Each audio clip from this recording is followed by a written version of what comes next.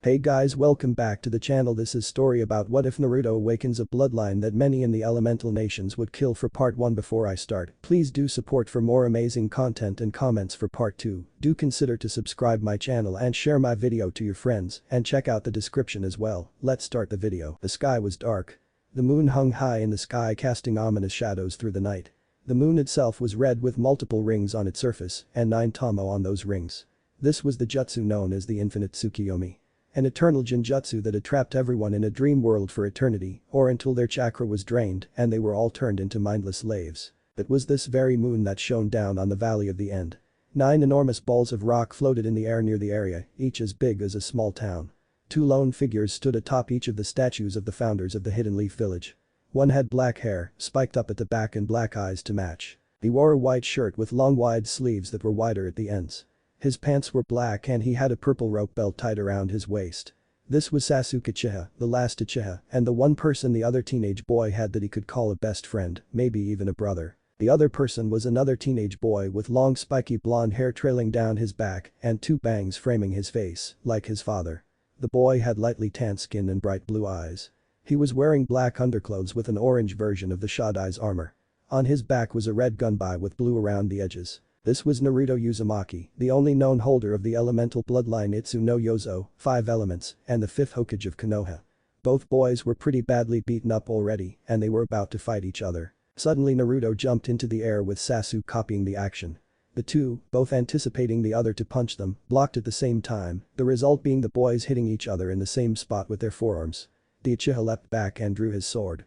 Naruto pulled his gunbai off his back. They once again leapt at each other, Sasuke enhancing his sword with fire chakra, while Naruto formed a single hand sign with one hand. Suiton. Water shockwave. The God Emin Hokage called, as a massive wave of water flew at his Uchiha opponent. Sasuke sliced through it with his Chikoto, with the fire chakra, causing Naruto's water jutsu to evaporate into a huge thick cloud of steam. Sasuke glared and activated his Sharingan to see through it and find the other boy. Suddenly a movement appeared behind him caught his attention. Naruto had appeared behind the black-haired teen and was in position to bring his war fan down onto Sasuke's head. As the weapon descended, Sasuke opened his left eye, which had until then been closed, allowing a red Rinnegan with 6 tomo on the rings to be seen. Suddenly he wasn't standing where he had been mere moments before, and the Uzumaki's weapon impacted with the ground with a crash, debris flying everywhere. Naruto straightened from his crouching position, then turned his head and glared behind himself. Sasuke walked forward slowly with his sword drawn. "Is that all you've got, Naruto?"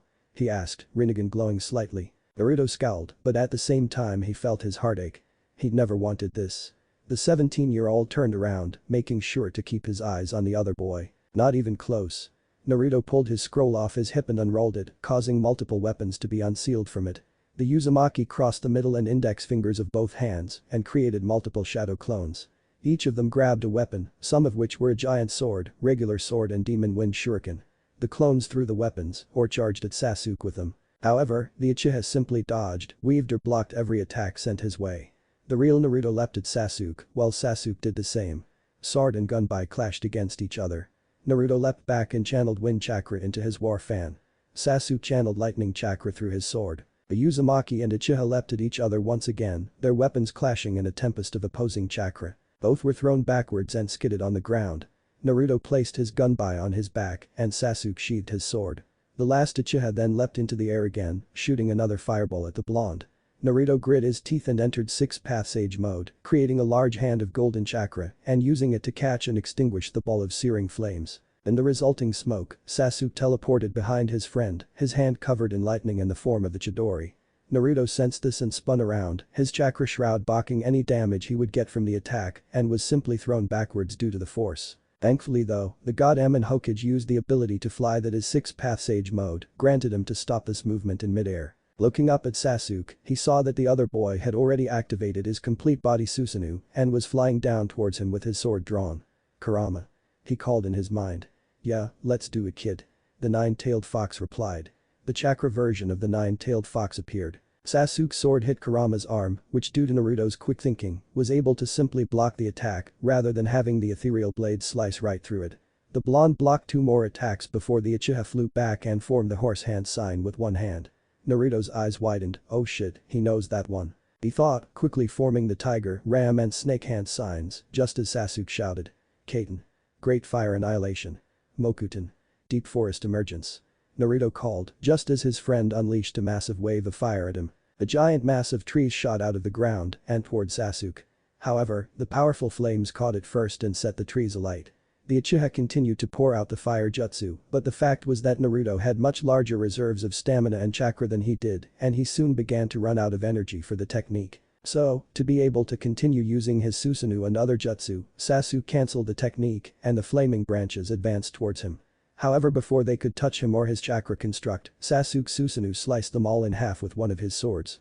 Sasuke then summoned his ultimate lightning jutsu, Kirin. As the lightning beast emerged from the sky, Sasuke smirked, "Now Naruto, it's over, be gone," with a thunderclap. He cried, bringing his lightning-coated hand down and pointing it at his best friend rival enemy. Naruto gritted his teeth as the lightning animal raced towards him. There was a huge blast of light and the Uzumaki was seemingly obliterated. Sasuke began laughing, "I did it, I'm finally alone," he cried. "Check again." A voice from the smoke and debris called.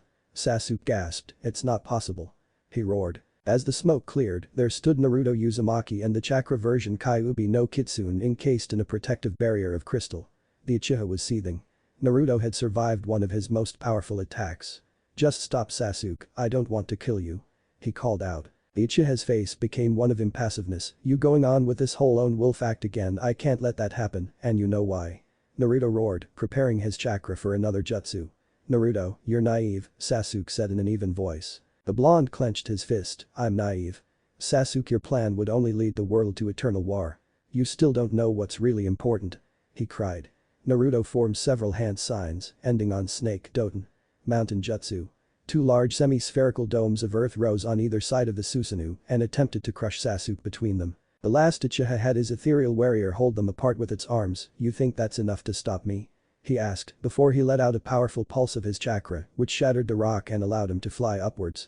Naruto and Kurama followed as the blonde six-path sage mode allowed them both to fly while Naruto was using the chakra version of the Kyuubi. Sasuke formed a Chidori in his Susanoo's hand while Naruto and Kurama formed a Rasengan with their combined power. When the two jutsu clashed, it created an explosion that shook the entire valley. Naruto and Sasuke floated in a white space. "Quit being so loud, will you?" Sasuke rebuked. "We're no longer kids, this isn't like before. I understand what you're doing, and you understand me too, don't you, Naruto?" he said. Naruto scowled, "So you're saying, after everything we still have to fight each other?" he asked. "It's precisely because it's you that we have to fight," Sasuke replied. "I have to get rid of you." The fifth Hokage clenched his fists. "You're willing to destroy everything you've had up till now for your new world, but how are you so sure it won't just turn out exactly like it is now?" Naruto asked. Sasuke stared at him. "I'll be watching over it, that's the difference," he replied. "Are you hearing yourself?" Naruto asked incredulously. "Aren't the 5 villages finally together now?" he demanded. "Yeah, but that's only because they've found common enemies, Akatsuki Madara Kagaya. They've had to put aside their differences and band together just to defeat them. That was the only way to survive," the Uchiha explained. "Now the enemy is no more and I'm sure they'd start over eventually." "So you're planning on being the next enemy? What'll happen when you're gone?" Naruto asked. "I've finally found my solution," Sasuke said. "I have my Sharingan and now the Rinnegan as well. Immortality is in my hands. There's always a way and there won't be any battles like the one so far. Everything will be controlled in the shadows." Naruto stared at his friend. "Are you planning to stay in that hell all alone for the rest of eternity?" he asked, "being hated by all. Well, that's what being Hokage means to me and you, as the 5th Hokage must die for that as will the rest of the past." Naruto and Sasuke, on top of Kurama and in Susanoo respectively, flew backwards in the air. "What, is that all you've got?" Sasuke asked. "Not even close," Naruto replied, forming the dog hand sign. Heighten. Multi-giant ice spears. Around 100 giant spears made entirely of ice formed in the air around the blonde and the Biju. Once they were fully formed and frozen, the Godamon Hokage sent them shooting towards the other teen. Sasuke closed his left eye, the one with his Rinnegan in it. A moment later, twin trails of blood began to leak down from his closed eye. When the Uchiha opened it again, it had changed from his Rinnegan to his eternal Mangekyo Sharingan. Black flames appeared on the ice spears and melted all of them before they could even get close to him. The two shinobi flew towards each other, fists of each of their giants reared back, and then boom. They met each other with a shockwave that created huge tidal waves in the water below them. As they held their ground, memories from each other's childhoods flooded their minds. Naruto saw Sasuke lying all alone on the floor in his clan's compound. Sasuke saw Naruto lying alone in his apartment. Naruto saw Sasuke sitting on the pier, staring sadly at his reflection. Sasuke saw Naruto walking along by himself, staring at the ground with a broken expression on his face. Both watched as Naruto went down and began to talk to the Uchiha. In the present the two were engaging in a taijutsu match with their respective giants. Sasuke tried to use his sword against the blonde, but Kurama knocked it away with one arm, then punched the Uchiha's Susanoo in the chin, causing it to be knocked backwards. Sasuke and his Susanoo stood up and managed to block Naruto's double-handed shove with its hands, both pushing against each other. Sasuke then let go of the Kyuubi and tried again to hit him with his construct sword, but Naruto used Kurama's tail to block it, causing a massive wave of water that was pushed out of the valley due to the force of their attack. Sasuke flew back, "You're not going to kill me with an attack like that," he stated. Naruto's eyes narrowed as the pain in his heart increased. "Sasuke, please, don't make me do this, don't make me kill you," he begged in his mind. "I'm not trying to kill you." He shouted, he started but was cut off by Sasuke. "Enough." The Uchiha formed the rat hand sign. The 9 Chibaku Tensei that contained the other Biju, including the half of Kurama's chakra that Naruto originally had sealed inside of him, floated toward Sasuke and surrounded his Susanoo. "I'm the strongest there is now," the Uchiha said. "And I'll begin my journey into the shadows from this moment on." It was at that moment that chakra from each of the tailed beasts began flowing out of the miniature moons and combining in Sasuke's Susanoo. Naruto watched this with wariness, anger and slight fear, though he didn't allow it to deter him. "Kurama, is he doing what I think he's doing?" he asked his partner as Sasuke's Susanoo began to change. "Yes, this is bad, he's combining the split chakras into one, and he's doing it so damn well, it's like he's at old man Rakuto's level, except he's doing the exact opposite of the old man," the giant fox explained. "Since there aren't any Jito statues here, his Susanoo might become a sort of pseudo-Juubi, with Sasuke becoming its vessel." "Stay on your toes, Naruto, a big one's coming," Kurama said. When the Uchiha had finished combining the chakra of the tailed beasts, his Susanoo had defiantly changed.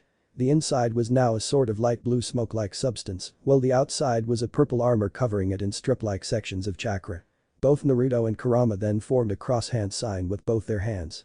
"You're using that one again?" the Uchiha asked, amused, as one Kurama and Naruto became 4. "Naruto, that jutsu is the symbol of your weakness," Sasuke stated mockingly, "a jutsu that shows exactly how lonely you are." Those words caused Naruto to flinch unintentionally, but it was enough. Using the power of his Rinnegan, Sasuke appeared in the middle of the group of Kyuubi clones. Caught off guard, one of the shadow clones was knocked back by the chakra staff the Susanoo now held.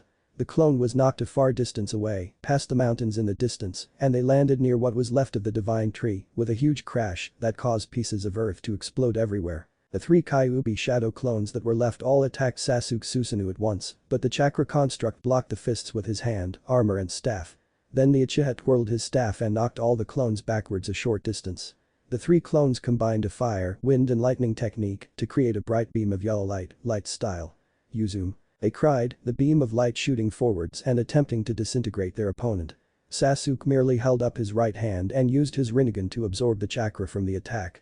He then created 3 lightning spears and threw them at Naruto and his clones. However, the blonde countered with 3 tailed beast balls, one from each of the clones, and the real Naruto and Fox. The 2 techniques collided in mid-air, creating 3 huge explosions in the sky. Then an even bigger explosion was caused from the released energy of the 2 attacks. Naruto glared at Sasuke, while the Uchiha smirked. "You've only got so little chakra from the tailed beasts left, there's nothing you can do," he said, turning his staff into a crossbow and creating a lightning arrow. Naruto could tell that this arrow was different, the lightning was purple. The 2 remaining Naruto clones combined with the real Kurama, creating a construct with 3 heads and 6 arms. "Come on, Kurama," he called in his head. Over the mountains, near the divine tree's base, sat Naruto and Kurama's other clone. The clone was covered in sage markings. "Heh, I think I've collected way too much," the fox replied. "I'll send you all I've got," he said, as the clone vanished in a giant cloud of smoke. Naruto and his 2 shadow clones felt the amount of nature chakra flowing into them. The amount felt godly, "I can feel it. All this nature chakra coming so suddenly," he thought as the sage markings appeared on Kurama's body. Sasuke smirked. "So, you've finally gotten serious?" he asked. Good. Naruto used all 6 arms to focus his chakra into 2 special Rasenshurikens. "We've got a lot of burdens to carry, but you know." He paused for a moment, memories of the past flashing through his mind before staring resolutely into Sasuke's eyes. "When it comes to battle, I really want to fight you too."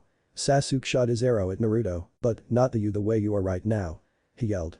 "You know that, don't you, Sasuke?" He threw the 2 Rasenshurikens, each one infused with different chakra types and nature chakra as well. "Indra's arrow, it's the strongest attack I have right now," Sasuke thought, "and now disappear." The lightning arrow and 2 Rasenshurikens clashed in an explosion larger than anything else that came before.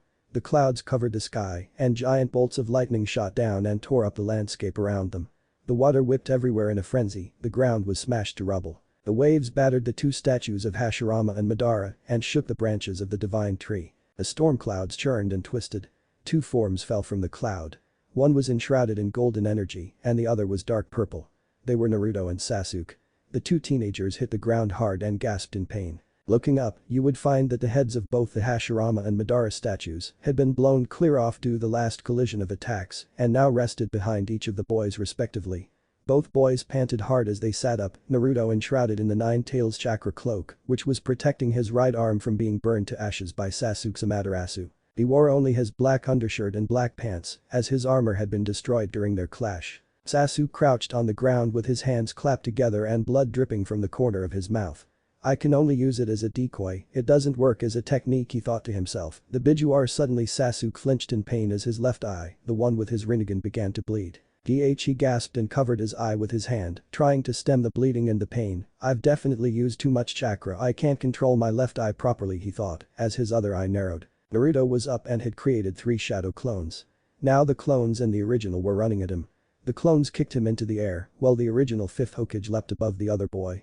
Just as they were even in the air, Sasuke brought his elbow down, while Naruto aimed a punch at the Uchiha. Both hits connected with the other's face, causing them both to spit out some blood. Sasuke and the original Naruto hit the ground with gasps of pain, while the 3 shadow clones ran towards the Uchiha to attack. As he skid across the ground, Sasuke pulled his left wristband off, revealing a seal wrapped around his wrist. 3 shuriken popped out of the seal, and he held them in between his fingers. As Naruto's clones closed in, Sasuke threw the shuriken with deadly accuracy, hitting one in the chest, while the other 2 blocked with their arms. The Uchiha pushed himself up, his hand sparking with his Chidori, and shoved his hand through one's chest. However, it grabbed his arm in a tight grip, while Naruto got off the ground and punched his friend in the side of the head, while the clone exploded into chakra smoke. Pant, Sasuke pushed himself up slowly, bruises and dirt covered his skin, and sweat poured down his face. He'd never felt this exhausted before in his life, not even after his battle with Itachi. Yes, he'd been drained of chakra, but he'd never felt such complete and utter exhaustion, both mental and physical. Dredging up the last of his dwindling chakra reserves, Sasuke pushed himself into a crouch and focused his chakra into his right hand, forming a Chidori. Naruto, also panting, formed a large Rasengan with one hand. Suddenly Sasuke's Chidori disappeared and he stared at his hand, he really was running on fumes now. Naruto ran toward Sasuke, his arm drawing back, ready to ram his jutsu into his friend's body. However, he tripped on a piece of stone that was sticking out of the ground and the Rasengan made a large hole in the ground where it hit. When Naruto looked up, he saw Sasuke right in front of him with his foot reared back. Then the Uchiha kicked the goddamn Hokage in the face, sending him rolling across the dirt. When the blonde stopped, he was lying on his back. Sasuke stooped over him and grabbed him by the throat. Roaring, the Uchiha gave a hard punch to his friend's face. And again. And again. Again and again and again and again. Naruto coughed blood. Sasuke attempted to punch the blonde once more, however the Hokage instead head-butted the Uchiha hard, knocking him off of him. The Uzumaki pushed himself up, panting as he did so and rubbed his face to get rid of some of the blood there. Naruto stood, battered, but with the same determined look in his eyes that he'd had throughout the battle. Sasuke wearily lifted his head up, his left eye closed, while glaring with his black right eye, still he thought with irritation, just give up, he ground out, before forcing himself to his feet and running towards the other teen, Naruto. He yelled. The goddamn Hokage also ran towards the Uchiha, Sasuke. The two then engaged in a fierce taijutsu match, which really appeared as more like a common brawl, as the two combatants hit each other in every place they could reach, each trying to cause as much pain to the other as possible. The sun was just coming up over the valley of the end. The first rays of light peeked over the top of the now headless statues of Hashirama and Madara. Naruto and Sasuke stood, exhausted, panting in the middle of the valley on the river. Both were and looked utterly exhausted. Naruto's fist collided weakly with Sasuke's forehead, while the Uchiha's fist was rammed into Naruto's stomach. The two teens collapsed to their knees in the water, panting, each of their own chakra completely gone, panting raggedly and trying to get some air back into their lungs. Hold on, Kurama called from Naruto's mindscape, his hands clapped together, molding chakra. It's just a little bit, but I can give you some chakra. He said. Okay, finally the fox started, but gasped when he felt the chakra he'd just given the blonde getting sucked out of his friend's body. Sasuke absorbed Naruto's chakra through the fist he just hit the blonde with. Shit, the goddamn Hokage thought, he's absorbing the Kyuubi's chakra. This is one of the Rinnegan's powers, Sasuke stated with a superior smirk, as Naruto trembled and clutched onto the Uchiha's shoulder in an attempt to keep upright, but more and more of his strength was slipping away as Sasuke drained his chakra. "It's me, who has the eyes of the Uchiha clan that is destined to win," the black-haired teen said, just as Naruto's hand slipped from his shoulder. Well, the blonde gasped and he fell into the water with a heavy crash. Sasuke held his left hand out and created the Chidori once again. "With this I can finally be alone," the Uchiha thought. "See you." "My only." Naruto glared up at him, "Friend." He cried as he reared his arm back, ready to thrust it through the blonde's chest and end this once and for all. Sasuke thrust his lightning-covered arm down into Naruto's chest. Naruto's eyes widened and he spat out a large amount of blood that thinned out in the water. Sasuke grinned as he pulled his arm out of the other shinobi. "Finally," he said, laughing madly to himself, "finally I've done it." He cried madly. Suddenly, a blur shot out of the water and punched him in the chin hard. Sasuke flew back and up, crashing into the cliff face on the side of the Madara statue. Naruto stood up, panting, but not seeming any worse for wear. He didn't even have the hole Sasuke's Chidori had made. Sasuke groaned and glared at the Uzumaki. How? But he cut himself off when he caught sight of what lay in the water beside Naruto. It was a clone of the blonde but made of wood. A wood clone. To think I of all people would fall for something like that, he growled. Naruto stood there panting, staring up at the boy he had called his best friend. Over and over and over again, Sasuke said while panting, "Just be a good boy and let me kill you." He yelled.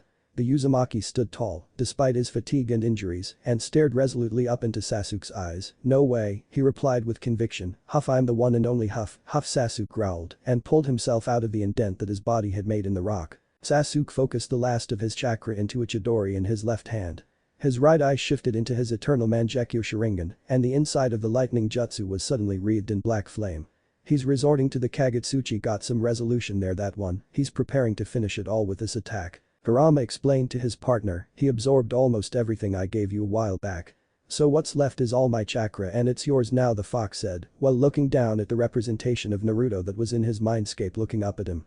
"And when it's used I'll be put to sleep, so use it wisely, Naruto, don't let him take any more." In the real world, Sasuke leapt at Naruto, with his attack ready to end the fifth Hokage once and for all. Don't worry though, his Rinnegan's still new so he can't absorb and cast his jutsu at the same time. Naruto formed a one-handed Rasengan and jumped into the air. "Now go."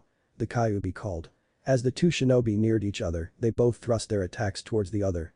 The two jutsu clashed in an explosion of opposing chakra. The biggest explosion yet spread out and tore through the area, encompassing the entirety of the two statues of the Hidden Leaf Village founders. Sasuke groaned as he opened his left eye, while keeping his right one closed. He stared up at the red moon as the darkness surrounded them.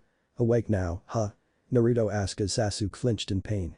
He looked down at where most of the pain was coming from, and his eye widened in shock. Naruto, who was staring up at the sky, spoke up. "It's just as you see it, if we move too much, we'll bleed to death," he confirmed. Sasuke turned back to look at the sky and closed his eyes, while a small smile spread across his face. "Just look at you, why do you insist on getting in my way?" he asked tiredly. Naruto just stayed silent. "I fell into darkness and gained the power to cut everything my way. It didn't matter who it was, I tried to cut the bonds I had with everyone around me."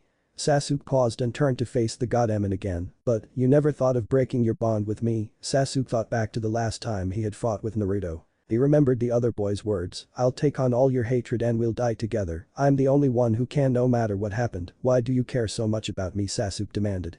"Don't you already know?" "Heh, look at you, talking so much now, just cause you can't move," Naruto teased weakly. Sasuke, still angry, yelled. "Shut up and just answer me." Naruto looked over at the Uchiha. "Because you're my friend and the closest thing I've ever had to a brother," he replied. Sasuke started at Naruto intensely. "You've said that we were friends before, just what does that mean to you?" he asked. Naruto was silent for a moment before he spoke up again. "I can't really explain it in words very well, but when I hear you yelling and carrying on about doing everything alone and trying to, I can feel the pain too," he said softly, making the Uchiha's eye widen in shock. "It hurts so much that I can't ignore you." Sasuke's face softened as Naruto turned to face him. "Well, today I'm hurting all over, so there isn't much I can do," he joked weakly. The black-haired teen watched as the teenage Hokage groaned in pain, shutting his eyes tightly. Sasuke thought back to the past. "Naruto, I knew that when you were young, you were always alone. Like me, the last Uchiha, you were cast out.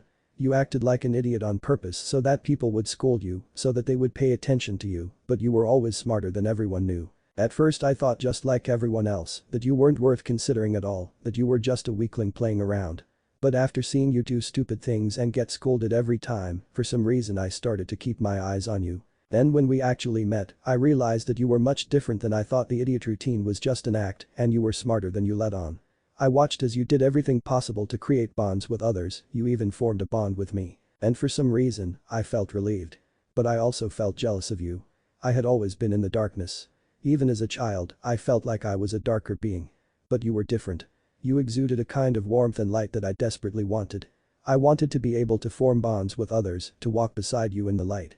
But I was afraid. Afraid of forming a bond with you, afraid of hurting you, of losing you, just like how I had lost my own family. So I pushed you away to protect you from my darkness, to try and keep you safe. I tried to sever my bond with you, but you just wouldn't give up. No matter what I did or how hard I pushed you away, you still kept chasing after me, begging me to return, never giving up on me, even as I embraced the darkness for power.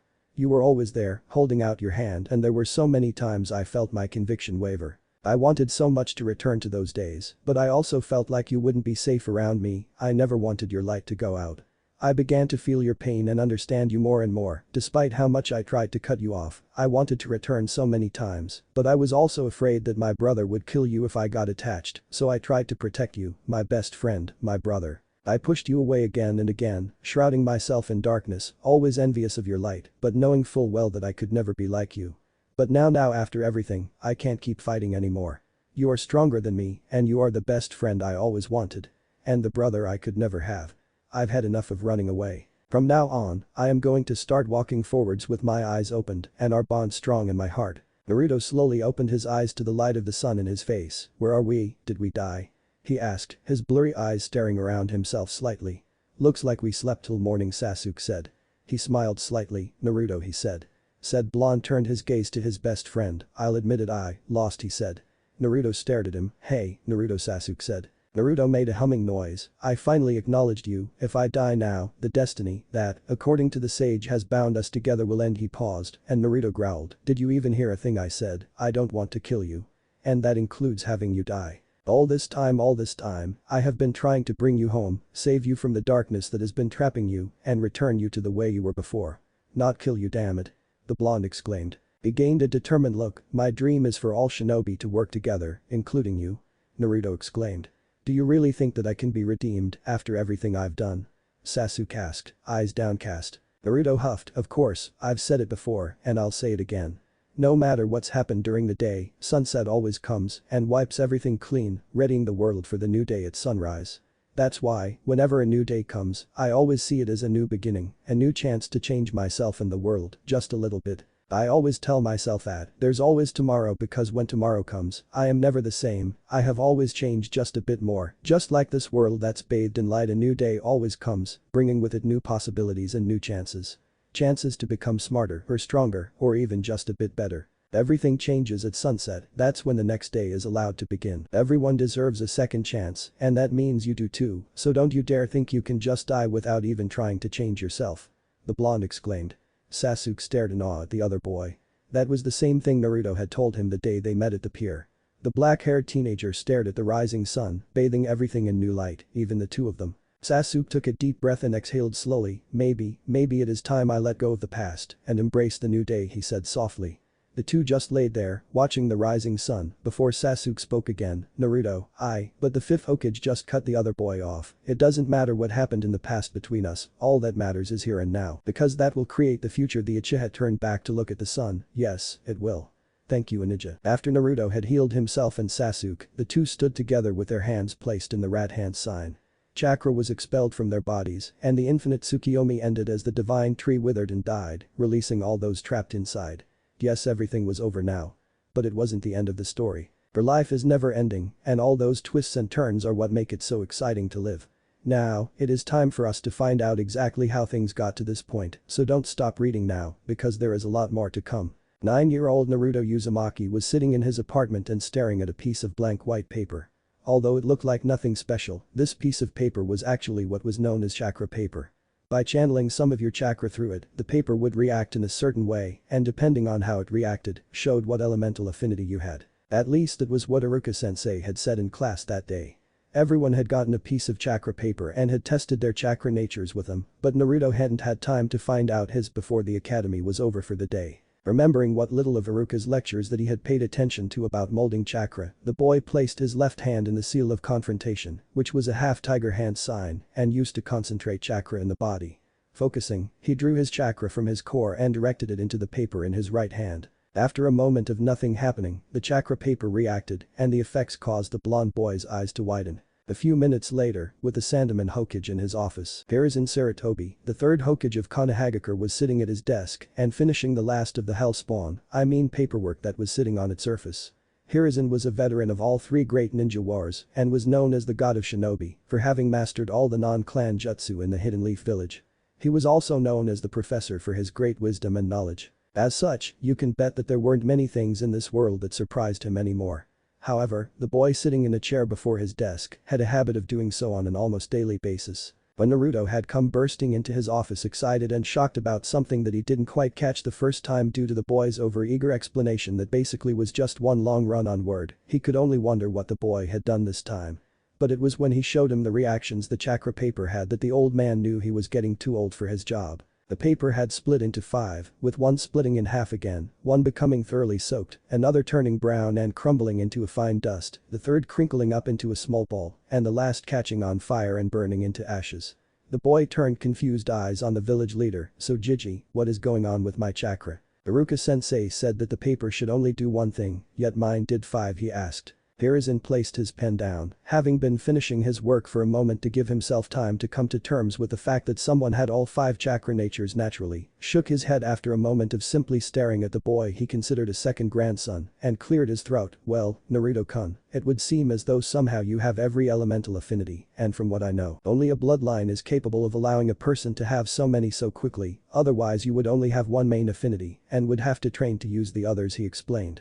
Naruto's eyes widened. A bloodline. Could he really have a bloodline? Then that would mean he was part of a clan, wouldn't it? "Hey Jiji, if I have a bloodline, does that mean I have a clan as well?" he asked in excitement. If he had a clan, that must mean he had family members somewhere, right? The Sandaman rubbed his chin and thought.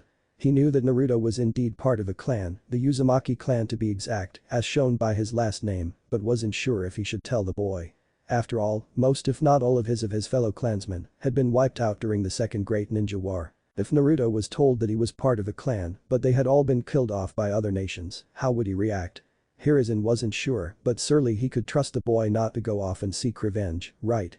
Of course he could, this was Naruto they were talking about here. "You are right Naruto-kun, you did indeed have a clan, the Uzumaki clan, one of the founding clans of Konoha, but unfortunately they were all wiped out in the Second Great Ninja War by Iwa and Kumo," he explained sadly. The blonde gasped, both elated that his clan had been so influential in the village and horrified that they had all been killed. "But why? Why would the other nations do something like that? Was my clan power hungry or something?"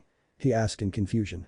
The third shook his head. "No, nothing like that, your clan were powerful seal masters and strong allies of Konoha, and so, out of fear the other nations joined forces and killed them off, as well as destroyed their village of the Hidden Eddy." Naruto frowned at that, so his homeland and ancestral village had also been destroyed, as well as his people wiped out, all out of fear. "Now, as for this bloodline you seem to have, I'm afraid I haven't heard of anything like it before in the Uzumaki clan, but that doesn't mean we can't find out more about it. For now we should try to find its strengths, weaknesses and limits," Hiruzen said, placing his hands together under his chin. The blonde boy nodded his head, he was strangely calm and thoughtful. The Sandaman was surprised.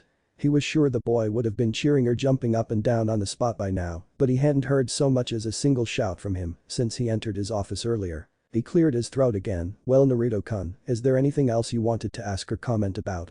he asked gently. Naruto shook his head. "No Jiji, I'm okay, I guess I just need a little time to process all this," he replied.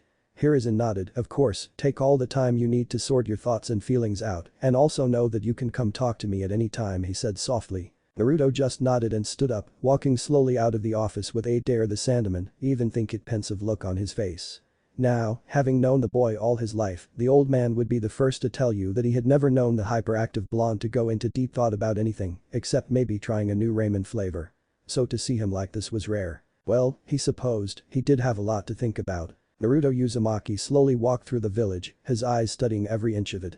Now that he was really looking and actually knew what to look for, he saw many spiral symbols on shops, buildings and other places you wouldn't think to look. Wow, his clan really did have a big influence in the village. But they were all gone now, just like Sasuke's family. I wonder if this is how Sasuke felt when he lost his clan. He thought to himself as he looked up and saw Ichiraku Ramen ahead of him. The boy smiled. What better way to get his mind off these depressing thoughts than with some of the best ramen in the world? With that thought in mind, Naruto happily ran up to the shop. "Hey, old man. He called with a bright grin as he entered the shop. After around 30 bowls of ramen, the blonde made his way back to the Hokage's office in much brighter spirits than when he left. The Sandman smiled when he saw the bright grin on the boy's face. "Well, Naruto-kun, are you feeling a little better now?" he asked gently. Naruto nodded. "Hi Gigi. Thanks for letting me cool off," he said, with an grateful smile. The old man nodded happily. "I'm glad to hear that. Is there anything else you want to know?"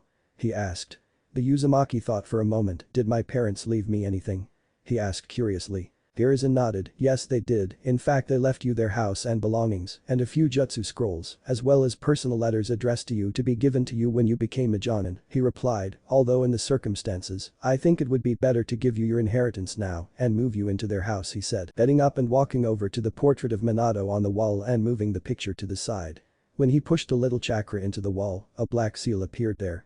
He then beckoned to Naruto to come over. The boy stood from his seat and walked over to the wall, looking curiously at the seal. "Just bite your thumb until you draw blood and place your hand with the cut on the seal. Channel some chakra through the markings as well as your blood and the items stored inside will be released," Hiruzen explained, to which Naruto nodded and did as requested. After channeling his chakra through his blood and the seal, it began to glow before disappearing altogether in a cloud of white chakra smoke, and in the old man's arms, a pile of scrolls was revealed. He walked back to his desk and placed the scrolls down on its surface. He handed Naruto the one marked with the kanji for fourth, and the boy studied it for a moment before deciding that it must have another blood seal on it as he couldn't get it open the normal way. The Sandman was about to say something before he saw Naruto once again bite his thumb and swipe it over the end of the scroll, and it fell open. The old man was impressed. The boy, who was notorious for being an idiot, managed to figure out that the scroll had a blood seal on it as well by himself. Maybe there was more to Naruto than even he knew. Naruto unfurled the scroll and began reading. "Dear Naruto, I am your father, Minato Namikaze. As you may or may not know, I am the Yondaman Hokage." The boy paused and looked up to the Hokage with a slightly incredulous look on his face. The man nodded with a slightly sad look on his face, and Naruto went back to reading. "I am deeply sorry for what I had to do to you on the day of your birth, but I had no choice." Naruto paused again and thought to himself. "He must mean that seal on my stomach. Looks like I'm finally going to find out what that is for." He continued. "Then, if for some reason you don't know already, I am talking about the fact that I was forced to seal the nine-tailed fox inside you, however many years ago that it was now. I truly wish there had been another way, but I had run out of time. The fox was attacking the village, and you were going to need its power later on in your life. I'm sorry neither your mother or I could be there for you all this time, but at least we gave our lives protecting our home, and more importantly, you, our precious son. The Kyuubi was about to kill you, and Kushina and I reacted on instinct to shield you from his claw with our bodies, sacrificing our lives in the process." Naruto paused again and took several deep breaths, trying to calm down. It worked slightly and he returned to reading. "Well, I was sealing the Kyuubi into you, your mother gave you her last words, then I sealed the last of both our chakra into you along with the fox, so you will eventually be able to meet our chakra imprints inside your mindscape. Until then, just know that we will always love you, and we know you will make us proud and be the savior of this world. Good luck son, love, Minato Namikaze." By this point the boy was sobbing, while furiously trying to get his emotions under control. "Tusan, Kachan, I forgive you, and I love you too," he thought, hugging the scroll to his chest. Naruto slowly calmed down again before rolling up the scroll and placing it carefully down on the desk in front of him. Next he picked up a scroll with a kanji for Red Death on it and repeated his earlier action of releasing the seal by wiping his blood over it. Once the seal was broken, he unrolled it and began reading his mother's final message. "Dear Naruto-kun, if you've already read your father's scroll, then you'll know who I am, though I should probably introduce myself anyway. My name is Kushina Uzumaki, your mother, and currently the last of the Uzumaki clan, though I won't be the last for long with you coming along, will I?" The blonde choked as he read those words, so full of hope, a hope that would get crushed all in one night. Compassing himself, Naruto continued reading. "I'm sure you are a handsome young man by now, and I know you probably have a lot on your mind after reading your father's scroll, so I'll make this quick, though I'm sure I'll tell you the same thing when we meet in your mindscape. From now on, eat all your vegetables so you can grow big and strong. Take long baths every day because cleanliness is important. I wasn't very good at this, but study hard and do your best in school. Respect your teachers and upperclassmen in the academy and make friends. You don't need a lot, just a few you can really trust. Find a dream and have the courage to make it come true. Oh, and this is important, it's about the 3 ninja prohibitions. Put your allowance and your mission wages into your savings account, no alcohol until you're 20, another prohibition is women. Now, I'm a woman, so I don't know too much about this. All you have to remember is that there are both men and women in this world, so it's only natural for you start to notice girls at some point. Just don't go for the bad women, try and find someone just like me, find a dream, and have the courage to make it come true. Speaking of the 3 prohibitions, be wary of Jiraiya-sensei. From now on, you're going to face a lot of hard times and pain in this world, but don't give up on yourself. There's more, oh so much more that I want to share with you. I wish I could stay with you longer. I love you so much, my precious son, my baby boy. Just promise me that you'll never give up just like your father and I. Love, Kushina Uzumaki. Naruto was openly sobbing now, not even trying to hold back the tears that were streaming down his face. Hiruzen watched the boy as he held the scroll to his chest. He wanted to say something, but felt like this was personal, so he waited for Naruto to speak instead. They loved me, he whispered. Naruto choked slightly, his lips forming a trembling smile. My parents really did love me. He then fell back into his chair, crying tears of joy at finally knowing once and for all that he was loved. The Sandman smiled as he watched the boy being so happy.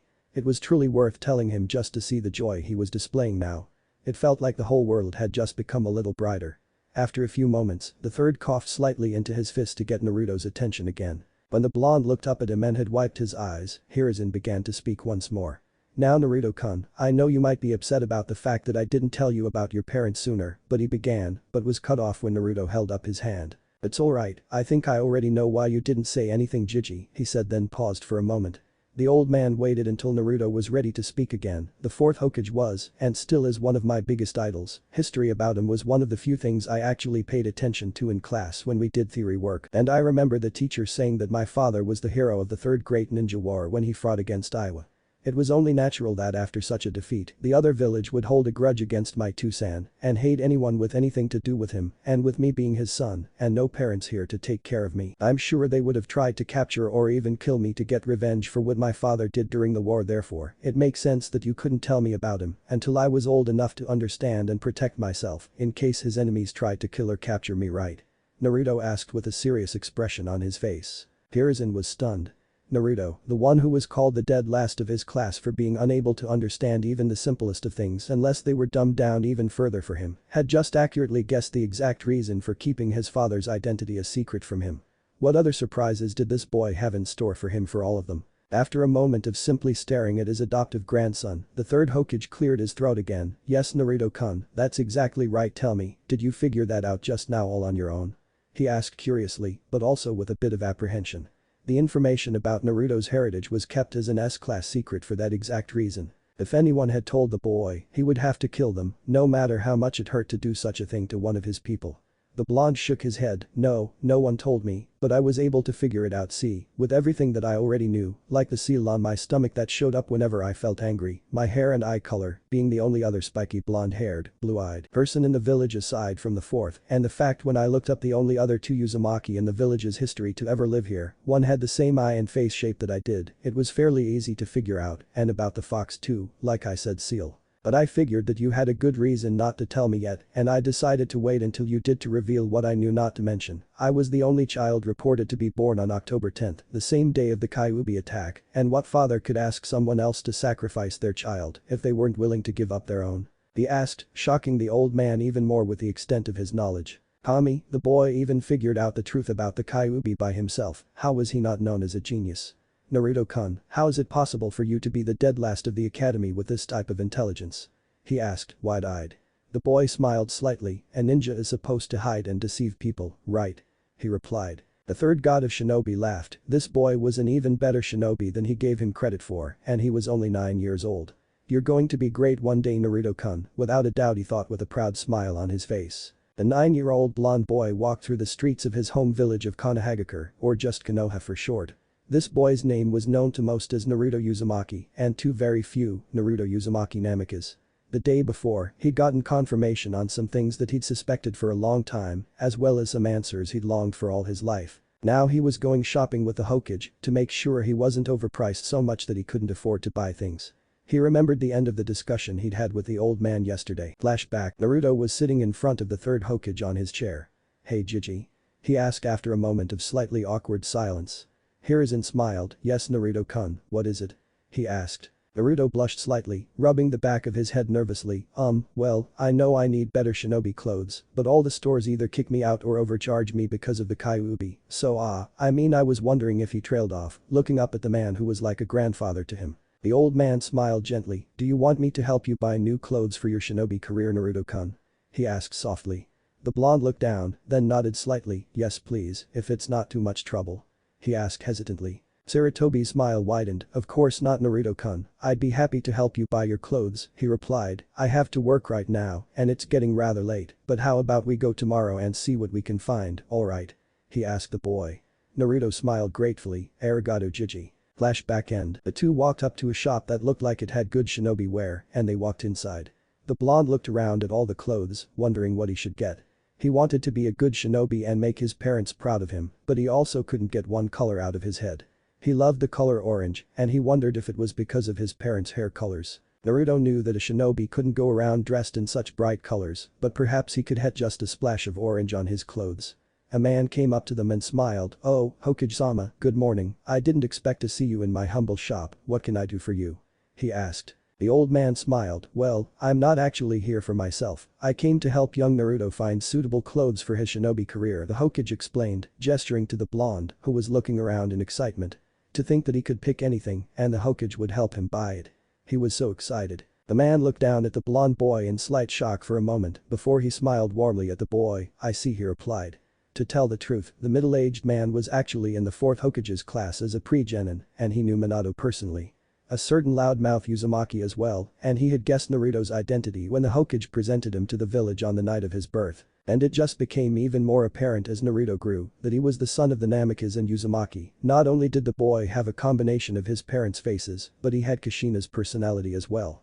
Felling the shopkeeper's eyes on him, Naruto turned from his perusal of the jacket section and stared at the man. There was a tense silence for a moment before the shopkeeper knelt down and smiled warmly at the blonde. Hello there, Naruto-kun, it's nice to meet you, my name is Izuki, and I am happy that you seem to like my shop, he said gently. The blonde lit up. Yeah, there's so much awesome stuff here, Izuki-jai-san. He cried exuberantly, making both older men chuckle. You really think my stuff is awesome? The shopkeeper asked with a small smile. Naruto nodded. Yeah. Izuki closed his eyes and gave a wide grin. Alright then, if you really think so, then how about I give you your first outfit for free, he asked. Hiruzen frowned slightly. Now Izuki, I couldn't do that, you deserve to get paid, he replied. The man looked up at his leader. Please Hokage-sama, I want to give it to him, just my way of thanking the boy, he replied, talking about the Kyuubi. The third Hokage nodded. Alright, Naruto beamed like it was Christmas. Really, Izuki Aji-san? He asked excitedly. He'd never had a shop owner do something like this for him before. The man nodded. Of course, now, go and find anything that suits your fancy, he replied cheerfully. Naruto grinned again, went off to look for clothes. As the boy searched, something caught his eye. It was a black training kimono with long detachable sleeves and matching pants. Naruto picked it up and went to try it on. When he came out of the changing room, he found that the clothes fit him perfectly. The boy grinned and went to find a cloth belt to complete the look. The shop had them in all different colors, and the blonde immediately picked out an orange one. Tying it around his waist and into a bow at his back, the Uzumaki stared at his reflection in the mirror. He grinned again. Perfect. Turning around, he saw that the back was bare, well almost. As he left the changing room, Naruto saw the Hokage and Izuki Aji-san talking. He cleared his throat to get their attention. Both men turned to look at the boy, and the Hokage gave him an approving nod, while Izuki grinned. That looks good on you, Naruto-kun, he said. The boy walked up. Do you have any more of these? He asked. The man shook his head, then said, but I can have them custom made for you later if you want, he replied. Hiruzen nodded. How much for the extras? He asked. As the two men talked prices, Naruto went and changed back into his old clothes and folded his new ones neatly. He was so excited. But he knew that it was going to be hard. The boy grinned. Well, it was no fun without a challenge. Tomorrow he starts taking his training seriously. The next day our blonde hero made his way to the village's library. He had to begin studying to try and catch up on what he missed in the academy. As he walked, his new training kimono fluttered in the breeze. People stared at him in shock at his new attire, but he tried to ignore them as best he could. He had a mission, and he was going to see it through. As he walked into the library, the boy went up to the desk where the woman was glowering at him. Naruto sighed silently and gave her a signed note from the Hokage. When the woman read it, she went pale and smiled pathetically at him, considering she had just been glaring venomously at him. Ah, I see the Hokage has decided to try to get you to broaden your mind. How thoughtful of him, she said, trying to be polite. Naruto-kun, the section for academy students is right this way, the librarian forced out, leading the young Jinchuriki over to the section of books and scrolls available to academy students. The blonde stared at her impassively for a moment, making the woman sweat, before he grinned his signature smile, "Thanks," he called as he began to walk off, leaving the woman holding the note, which read. "If you kick him out and don't let him study, you will be getting very intimate with T and I." Meanwhile, Naruto was staring around at everything avidly, trying to decide where to start. Shrugging, the boy decided to begin at, well, the beginning, and looked for books on Hashirama Senju and the founding of the village. Naruto had never read so much before in his life, but it was completely worth it. Hashirama Senju was awesome, he couldn't believe that he had really done all of those things, and he had only just started reading about the man. What else would he find out in the future? Grinning to himself, the whiskered blonde walked home as the sun started to set. Looking down, he saw a boy around his age sitting on the dock and staring out at the water. Feeling a strange kind of pull towards the boy, Naruto decided to go down to him. As the Uzumaki got closer, he realized that the boy was one of the ones from his class, Sasuke. He couldn't describe it, but he had always felt a strange sort of kinship toward the slightly older boy. Something just always drew him to the Uchiha. Just like now. As he stepped onto the dock, Sasuke turned to face him. Naruto grinned, while Sasuke's eyes widened slightly. What are you doing here?" he asked. The Uzumaki shrugged, "Well, we're both alone, so I figured that we could be alone together," he asked, sitting down beside Sasuke. Neither said a word, simply staring out at the sunset that washed over the water and bathed everything in red and golden light. Without warning, Naruto suddenly spoke. Sunset is my favorite time of day," he said. The black-haired boy looked at him out of the corner of his eye, but stayed silent, letting the Uzumaki speak. "No matter what's happened during the day, sunset always comes and wipes everything clean, readying the world for the new day at sunrise. That's why, whenever a new day comes, I always see it as a new beginning, a new chance to change myself and the world, just a little bit. I always tell myself that there's always tomorrow because when tomorrow comes, I am never the same, I have always changed just a bit more, just like this world that's bathed in light, a new day always comes, bringing with it new possibilities and new chances. Chances to become smarter or stronger or even just a bit better. Everything changes at sunset, that's when the next day is allowed to begin." Sasuke simply stared at the blonde with open shock on his face. "Since when were you so poetic?" he asked. Naruto smiled. "Maybe I'm not, maybe I've changed along with the rest of the world, and maybe this world has changed me," he said quietly. They both turned back to watch the last of the sun sink below the horizon, before Sasuke looked down deep in thought. "New beginnings, huh?" The Uzumaki stood. "Well, I've got to get going, we've got the academy tomorrow after all," he stated, and turned to walk away, waving as he did so. "Bye, Sasuke." Before he was completely gone though, the young Uchiha turned to him. "Wait," he called. Naruto stopped and turned to look at Sasuke again. The black-haired boy flushed slightly, but held his nerve. "Can we start over as well?" he asked quietly. Naruto grinned. "I'll see you at the academy tomorrow," Sasuke replied, before walking off. The Uchiha stared after him for a moment before a small smile spread across his face. With his back to Sasuke, Naruto grinned as well. Tomorrow would be interesting indeed. Naruto walked slowly towards the academy, dressed in his new shinobi outfit. He couldn't deny that he was excited for today, he would see Sasuke again. But he also had doubts. Despite what had happened yesterday between the two 9-year-olds, he had no idea if Sasuke actually cared about him or not. True, the other boy had tolerated his presence at the pier, but what if in Sasuke's mind, what happened meant nothing? What if he didn't feel the same unexplainable bond that the blonde did towards the Uchiha? What if he pushed him away? As the blonde boy's thoughts progressively became darker and darker, he didn't realize that he'd reached the academy until someone called out to him. "Naruto?" the person asked. The boy snapped out of his thoughts just in time to spin around a pole right in front of him and avoid smacking into it. Turning to the voice, this time much more aware and making a mental note to work on that later, his eyes caught sight of his teacher, Iruka Yamino. The boy scratched the back of his head sheepishly and laughed slightly. "Sorry Iruka-sensei, I was lost in my own thoughts and didn't realize where I was going," he said with a slight chuckle. The scar-faced Chunin sighed. "Naruto, if you don't improve, you'll never become a shinobi, right?" the young man asked. The blonde looked down. "Yeah, I know, I'll try to work on that," he replied, before looking up again. "Hey Iruka-sensei, am I the first one here?" he asked excitedly as his hand dropped to his side. Iruka tilted his head to the side. "No, I believe Sasuke is the first one here, like usual, but why are you so early, Naruto?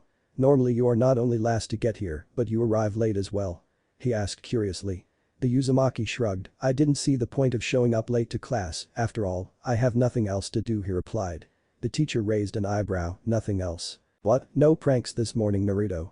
he asked jokingly. Naruto only nodded seriously. I decided it was time I start taking my shinobi career seriously after all. If I want to become the Hokage, I can't slack off, he replied, before waving with a grin. Well, I'll see you in class, Iruka-sensei. He exclaimed, running off and leaving a gobsmacked Iruka in his wake. The teacher could only stare at his blonde students retreating back and mutter, "What?" As the Uzumaki entered his classroom, he easily spotted Sasuke sitting alone up the back. The boy grinned and walked up the steps. "Hey Sasuke." He called happily, waving as his friend looked up. Sasuke looked surprised. "Naruto. It's not like you to be so early," he stated. Naruto sat down next to the other boy. "Yeah, I've decided to start taking my training and studies seriously, so I came early. Besides, I was hoping to get some time to talk to you as well this morning," he explained. Sasuke raised a brow. "Oh," he asked curiously, "what about?" Naruto turned his gaze to the table. "Well, I wanted to know we are friends now, right?" he asked quietly. The other boy raised an eyebrow. "And why wouldn't we be?" he asked curiously. Naruto blushed slightly. "Well, it wasn't exactly finalized yesterday, and I just wanted to make sure. If we are," he looked up at Sasuke slightly, then down again, "if we really are friends now, you'll be the first friend I've ever had, so I wanted to know," he replied quietly. Sasuke was silent for a moment, during which the blonde shifted awkwardly. "Naruto, you don't have to worry about me leaving after all," he smirked slightly. "I haven't even had the chance to get annoyed at you yet," he replied. Naruto looked up and saw the Uchiha's slight smirk, before he grinned. "Yeah." That day during the theory portion of the class, Naruto dutifully took notes in every lesson that he could. Iruka noted the drastic change in the boy's work ethic and wondered how he had changed so much.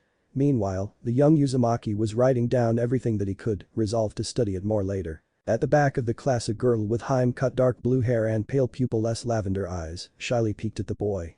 He seemed to have changed, and she didn't just mean his clothes. Hinata Hyuga, the girl, had watched Naruto since she had first met him and he had always been her inspiration. But now his entire personality seemed to have changed. He was still bright and cheerful, but he seemed more calm, composed, and intelligent. No offense, Naruto-kun.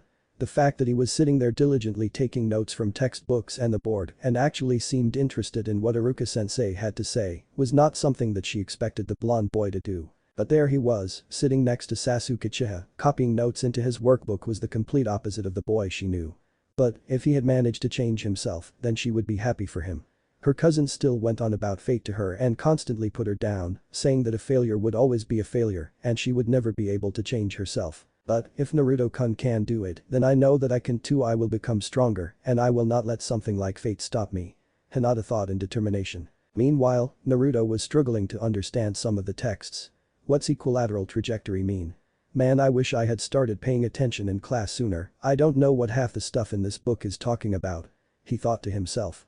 Taking a deep breath, he decided to either check in the library or maybe even ask Sasuke for help later. Right now he made a note of it and moved on. Soon, Iruka called a halt to the theoretical class. "Alright, it's lunchtime now. When you come back, we will be studying history," he said, making almost everyone groan. Everyone except 3 people. Those 3 were Naruto, Sasuke and Hinata. The blonde stood up and packed his supplies away. "Yes, history, I can't wait," he thought as he grabbed his lunch, which was just some rice balls and Pocky for a snack. Walking outside, the Uzumaki claimed his regular spot of the swing and opened his lunch. He began nibbling on a rice ball as he thought over how his day had gone so far. He arrived early to class, got to make sure that he and Sasuke were friends now, and did pretty well in theory this morning. Next was history, one of the few things that he enjoyed, and afterwards they were doing kunai practice. Naruto grinned to himself. If things were like this every day, being in the academy for the next 3 years might not be so bad. As he finished his first rice ball and started on the second, he let his mind wander. Kyuubi. He had honestly known about the fox sealed inside his body for quite some time, but had never tried visiting it. He wasn't sure which one it was, he would have to ask when he met the fox. He also wondered what had caused the 9 tails to attack the village the way he had. The way everyone talked and the books were written, the Kyuubi just seemed like a malevolent mass of hatred, but there had to be more to the story than that. He didn't know why he was so sure of this fact, but he was. The 9-tailed fox was not just destruction incarnate. It was something else, and he wanted to find out what it was. But he was also wary. It was supposed to be completely evil and hate-filled. Well, it was supposed to be a demon also, but that didn't matter. Nothing can only possess hatred, otherwise the villagers wouldn't love their own families. He had to find out the truth somehow. "Hey," a familiar voice said from behind him. Naruto turned around and grinned slightly. "Hey Sasuke, what's up?" he asked curiously. The Uchiha walked up. "Nothing, what's up with you? You seem troubled," he replied. The blonde closed his eyes as he contemplated something. Sasuke stared at his curiously. Finally, the boy opened his eyes again and sighed. "It's nothing really, just a moral dilemma that I am trying to solve," he replied. Sasuke raised an eyebrow, "And this would be?" he asked. Naruto shook his head. "No, nothing, don't worry about it, more to the point, how are you doing? I heard about what happened a few years ago, but couldn't ask, I know it happened a while ago, but I want to know, are you alright?" he asked, watching Sasuke's face with a deep frown on his own. Sasuke's face dropped and he turned away. "I don't want to talk about that," he replied in a cold tone. The Uzumaki frowned but obligingly dropped the subject. They sat in an uncomfortable silence for a moment with Naruto mentally beating himself over the head. Finally the blonde spoke up again. "I'm sorry," he said quietly. Sasuke sighed and turned to look at the remorseful blonde, who seemed miserable. "It's fine, you were just worried about me, you're one of the only people in the village who actually does," he replied. At Naruto's curious prompt, the other boy elaborated, "Aside from you and the Hokage, no one else genuinely cares for me, the civilians are constantly trying to suck up to me, while the shinobi only see me as a commodity, the last Uchiha, last of the elite clan. They expect me to bring them greatness when I'm barely on my own feet again as it is," he explained and sighed deeply. "To tell you the truth, I'm not even sure whose side I'm on anymore," he said. Naruto raised an eyebrow. "What do you mean?" he asked. "What I mean is, the Uchiha clan were my family, but they weren't exactly friendly towards the village, if you know what I mean. And the village is my home, but it's not really all sunshine and rainbows either, despite the propaganda we're fed here at the academy, you know," Sasuke asked his friend. Naruto nodded. "Well, we are a shinobi village, we're bound to have our own darkness," he replied. The black-haired boy looked down. "I know that, but I'm still torn, you know," he replied. The Uzumaki nodded. "Well, the way I see it, nothing is perfect. The Uchiha were your family, yes, but this village is your home. It is a place where people of all kinds can get along, or so I read from the Shotoman's writings," he began, while Sasuke just listened. "Both the village and your clan have their own secrets and darkness, but despite that, the Uchiha clan was a part of Konoha, just like we all are. One tree can't make a forest, just like one clan can't make a village, but together, they can. This village is home to all of us, and as such, we all belong here. But if the village falls, everyone falls. We are not separate clans, we live in this village together, and as such, the village, the people, the family as a whole, that is what is most important," Naruto finished. Sasuke looked deep in thought. The people are all a family. Did that mean that they could become his family too? Not to replace his old one, but to help rebuild it. What difference was there really between the clan and the village anyway? They were both families. They both relied on each other. They trusted one another and believed in one another. They shared a bond and drew strength from it in order to protect what was most precious to them. Sasuke took a breath. "Naruto, I want to learn to see this village as you do. I want it to become my new family, not to replace my old one, but to rebuild it. I want to share a bond with everyone and draw strength from it." He looked up at his friend tentatively. Will you help me do that?" he asked, unsure quite yet, but willing to try. Naruto beamed and placed his hand on Sasuke's shoulder. "Of course I will, and I promise, no matter what happens, I will not abandon you." Sasuke, the dark-haired child, stared deep into the blonde cerulean orbs. He nodded slowly. "I know you won't," he replied. Afterwards the two finished their lunch in a comfortable silence, both feeling just a little bit closer to the other. After the academy was over for the day, Naruto and Sasuke were walking along quietly. "I should really start training my bloodline soon, I can't master it if I don't train," Naruto thought. Then his gaze slid over to his friend. "Should I tell Sasuke? Maybe not, I don't know how he would react after all, maybe after a while." Naruto stopped. The Uchiha turned to look at him. "What's wrong, Naruto?" he asked. The Uzumaki shifted uncomfortably in place. I think I'm going to go do some training. Do you mind if I?" He paused. "Damn it, I'm really bad at this," Naruto thought.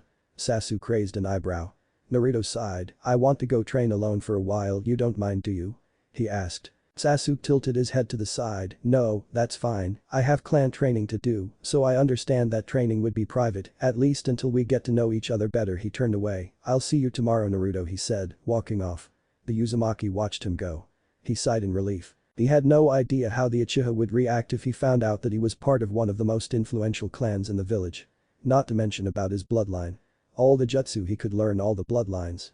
Hell, with his bloodline, which he had decided to name 5 elements, he could become the strongest shinobi in the world. How would Sasuke feel about him if he knew? He knew that it was unfair to keep that from his friend, but he wasn't sure what else to do.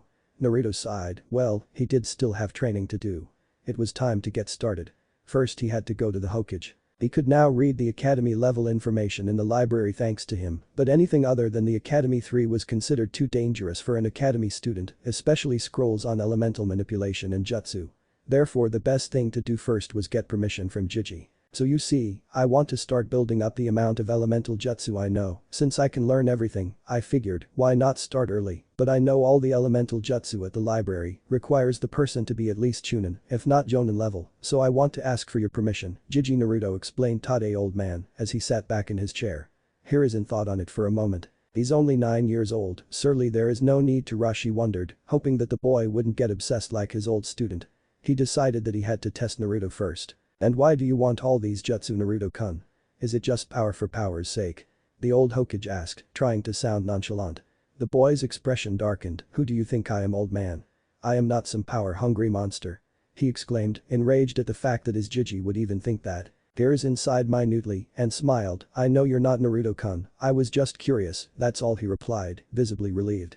Naruto looked down at his lap. Well, the reason that I want to start learning elemental jutsu so early is so that I can become strong enough to protect everyone I care about if anything happened to Tucci or Aim or Iruka-sensei or Sasuke. I'd never forgive myself if anything happened to them and I could have protected them, but I was too weak to at the time, he said, and clenched his hand around his black kimono pants. I just want to protect the only people I've ever had who are precious to me, he whispered, then his eyes hardened in determination and he stared the Hokage straight in the eye. That's why I want to learn elemental jutsu now. Hiruzen's hard stare dropped and he smiled warmly at the boy he saw as a grandson. That is a very good reason to want to get stronger, my boy. Tell me, do you understand the concept of the will of fire?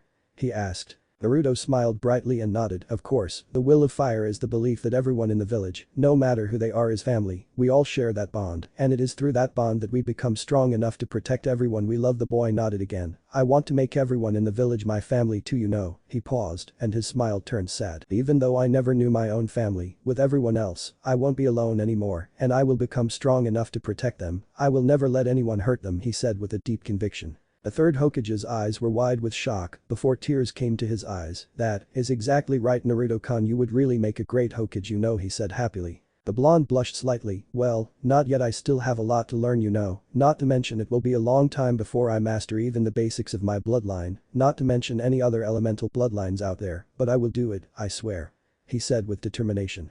The old Kage nodded. I know you will, he replied. There was a moment of silence, during which Hiruzen compassed himself once more. Alright, I will give you permission to learn high-ranked elemental jutsu from the library. Naruto-kun, always keep your conviction strong, my boy, he said. Naruto nodded seriously, before he grinned happily. Thanks, Gigi. He cried, and ran out of the room quickly. The third chuckled at the boy's cheerfulness and enthusiasm. Naruto was really something else.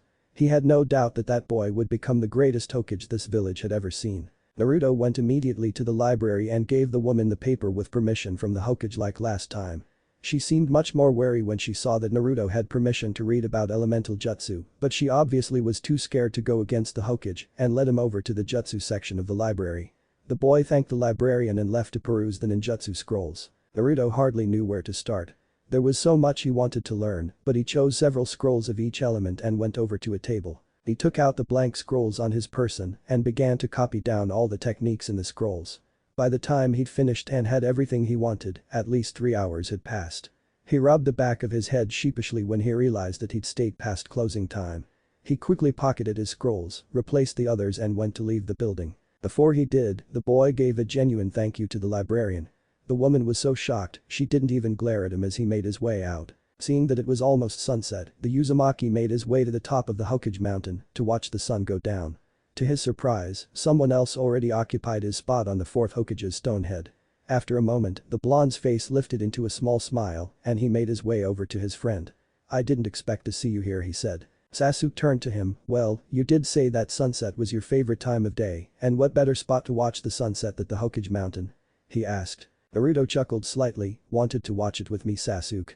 He asked. The Uchiha nodded. Hi, I did, you don't mind, do you? He asked, now slightly unsure of his decision. The Uzumaki smiled kindly. I wouldn't want it any other way, he replied. So both pre-Genin sat and watched the sunset together. Sasuke turned to Naruto. So how did your training go? He asked. The boy looked down. Well, to tell you the truth, I didn't actually get any training done this afternoon. I had to go talk to the Hokage, then get some stuff from the library for it. Sorry, he said, aware of the fact that they hadn't spent any time together this afternoon because he'd said he had to train, then he hadn't done any. Sasuke shook his head. Don't worry about it, we can hang out tomorrow, he replied. The Uzumaki chuckled. What did I ever do to deserve a friend like you? He asked. Sasuke tilted his head to the side. You were yourself, of course, he replied. Naruto flushed slightly. He turned back to the sky as the setting sun bathed the village in its glow. Oranges and reds, like a fire. Really? Sunset represented Konoha. The will of fire and the colors of the sunset really corresponded well to each other. Thankfully the Uzumaki's blush was hidden by the sun. Naruto looked down slightly. Thank you, Sasuke said quietly. Sasuke kept his eyes on the sky, but he smiled very slightly. You're welcome, Naruto, he replied just as softly. The next day was a day off from the academy. Naruto was determined to get as much training done as possible today. After a quick breakfast of cereal and the only fresh apple he had in the house, he made a mental note to buy more. He got dressed and left his house, making sure to lock up when he did. He didn't want the villagers breaking in and trashing his house again. Humming, the blonde walked through the village, expertly ignoring the glares that most of the villagers were sending him. He was going to the training grounds, and no one was going to stop him. When he arrived, the Uzumaki began with a set of stretches and a few laps of the field. With his warm-up done, Naruto began to think on which element he should start with. When he had visited the library before, he had also picked up the beginner's exercises for each element as well. Naruto closed his eyes and tilted his head to the side in contemplation. Fire should be good. Going over to a tree, the boy picked up a few leaves. The first exercise for learning to utilize fire chakra was to burn a leaf. Crouching down, Naruto focused. Nothing happened. He frowned and focused harder. Not even a whiff of smoke. Scowling, the Uzumaki continued trying to burn the leaf. A few months later, Naruto had finally gotten to the point where he could start learning jutsu. From reading the scrolls, the blonde knew that the fireball jutsu was the easiest fire jutsu there was and was determined to master it quickly. He knew from the scroll what the hand signs were and had gotten relatively fast with them. Now he was ready to try the actual jutsu. Standing on the shore of a lake, the blonde boy began weaving the hand signs. Then he followed what the scroll had said. Mold the chakra in his stomach, take a deep breath, bring the chakra into his chest, then up the throat and out the mouth as flames. Taking a deep breath, Naruto blew out strongly. The flames came out of his mouth, then they twisted and exploded in his face. Naruto cried out as he was blown back and hit the ground with a loud thud. Standing up, the Uzumaki scowled. What the hell? I followed the instructions perfectly. He exclaimed in frustration. Naruto. A familiar voice called from behind him. Yelping in surprise, Naruto whirled around to find Sasuke standing behind him with a confused expression on his face. The Uchiha looked over the blonde's scorched appearance. Training again? He asked curiously. Naruto thought for a moment before nodding. Yes, hey, the fireball jutsu is an Uchiha jutsu, isn't it? You know it, right? He asked. Sasuke nodded. Yes, it's a rite of passage for all Uchiha to show that they are an adult. I learned it when I was 7. He looked his friend over closer. You've been trying to learn it, it wasn't a question. Sasuke's eyebrow rose. Do you even have a fire nature? He asked curiously. Yes, I have a fire nature. I wouldn't be trying to learn a fire style jutsu if I didn't, you know, he replied. Sasuke smiled apologetically. Sorry, I didn't mean it like that, Naruto, I was just curious, that's all, he apologized. Naruto shook his head. No, it's alright. So, can you help me? He asked. The black-haired boy nodded. First, show me your fireball jutsu, he requested. The blonde complied and formed the hand signs. Then he repeated his earlier actions and blew out a large fireball which promptly exploded again. Naruto growled. He was so glad that his new clothes were as durable as they were. Sasuke helped his friend up. Well, from what I could tell, things went well right up until you tried to expel the jutsu from your mouth. When that happened, the chakra that created it up went out of control and made the fireball destabilize and explode, he stated factually. Naruto's sweat dropped slightly. Then, that means that my control is still too bad? He asked. Then Sasuke nodded. Naruto sighed with a twitching eyebrow. Okay, fine, I guess that I could go mutilate some more leaves, he said dejectedly. Sasuke raised an eyebrow. What about tree walking, wouldn't that improve your control faster? He asked. Naruto froze. A drop of sweat slid down the back of his head before he slapped his forehead with his hand. Why didn't I think of that? He asked himself. Sasuke smirked slightly. Well, I learned about tree walking from some of my older cousins, he explained. Naruto nodded. That makes sense. Well, why don't we do tree walking together? He asked cheerfully. Sasuke stared at him for a moment, then nodded. Alright, he replied. Each of them took a kunai out of their pouches and stood in front of a tree. They focused their chakra to their feet, then the 2 academy students ran at their chosen trees. Naruto got a few feet up before he slipped. He hastily scratched the bark with his kunai, then leapt off the trunk and landed on the ground. A few centimeters above where Naruto had marked his spot, the bark under Sasuke's feet suddenly splintered and he fell down to the ground. Seeing this, Naruto once again focused his chakra and ran up the tree. When Sasuke hit the ground and looked up, he saw that his friend had already started running up the tree again. He grit his teeth and got to his feet again, running up the tree trunk again. "I won't lose to you," he thought. They continued this for 3 days, only returning back to the village for food. Good thing it was a holiday from the academy right now. Right now they were again running up the trees. Both climbed higher and higher. A few hours later they reached the top. The two boys lay down on their respective branches, panting but satisfied. Naruto looked over at Sasuke. "It's late, we should get going," he said. The other boy nodded, "Yeah," except he paused and looked away ashamedly. The Uzumaki blinked. "What's wrong?" he asked. "Well, I think I used too much chakra, I can't move," he replied. Naruto smiled sadly. "Sasuke, you know just how dangerous chakra exhaustion is, you should have stopped when you started getting tired." Sasuke blushed slightly. Naruto stood up and jumped over to the Uchiha's branch. He held out his hand. "Here, I'll help you up, you get on my back, okay?" he asked with a smile. Sasuke took the other boy's hand and Naruto pulled him to his feet. The black-haired boy collapsed onto the Uzumaki's back almost right after. "Sorry," he apologized. Naruto shook his head. "Nothing to apologize for, it's fine," he replied, turning to face the front. "Hold on," he said, and jumped down the tree. When he'd landed on the ground, he began walking back to the village. "Let's go home, have a bath each, and a nice meal, then we can go right to bed, okay?" he asked. Sasuke blinked. "What do you mean, we live in different houses?" he asked. Naruto looked over his shoulder at his friend. "You're too exhausted to take care of yourself tonight, so you can stay at my place, then we can go to the academy together tomorrow, alright?"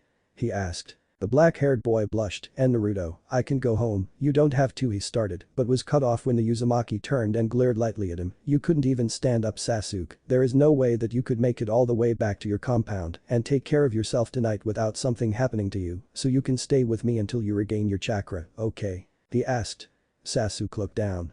They were both silent for a moment before Sasuke spoke up again. "Thank you for staying by my side, Naruto. I don't know what I would have done without you, you really have helped me a lot, and I promise, I will always stay by yours," he said, before laying his head on Naruto's shoulder, too tired to even get embarrassed by his own actions. Naruto looked back at his best friend from out of the corner of his eye. "I promise, I will always be there for you, Sasuke, I will never betray your trust," he thought to himself.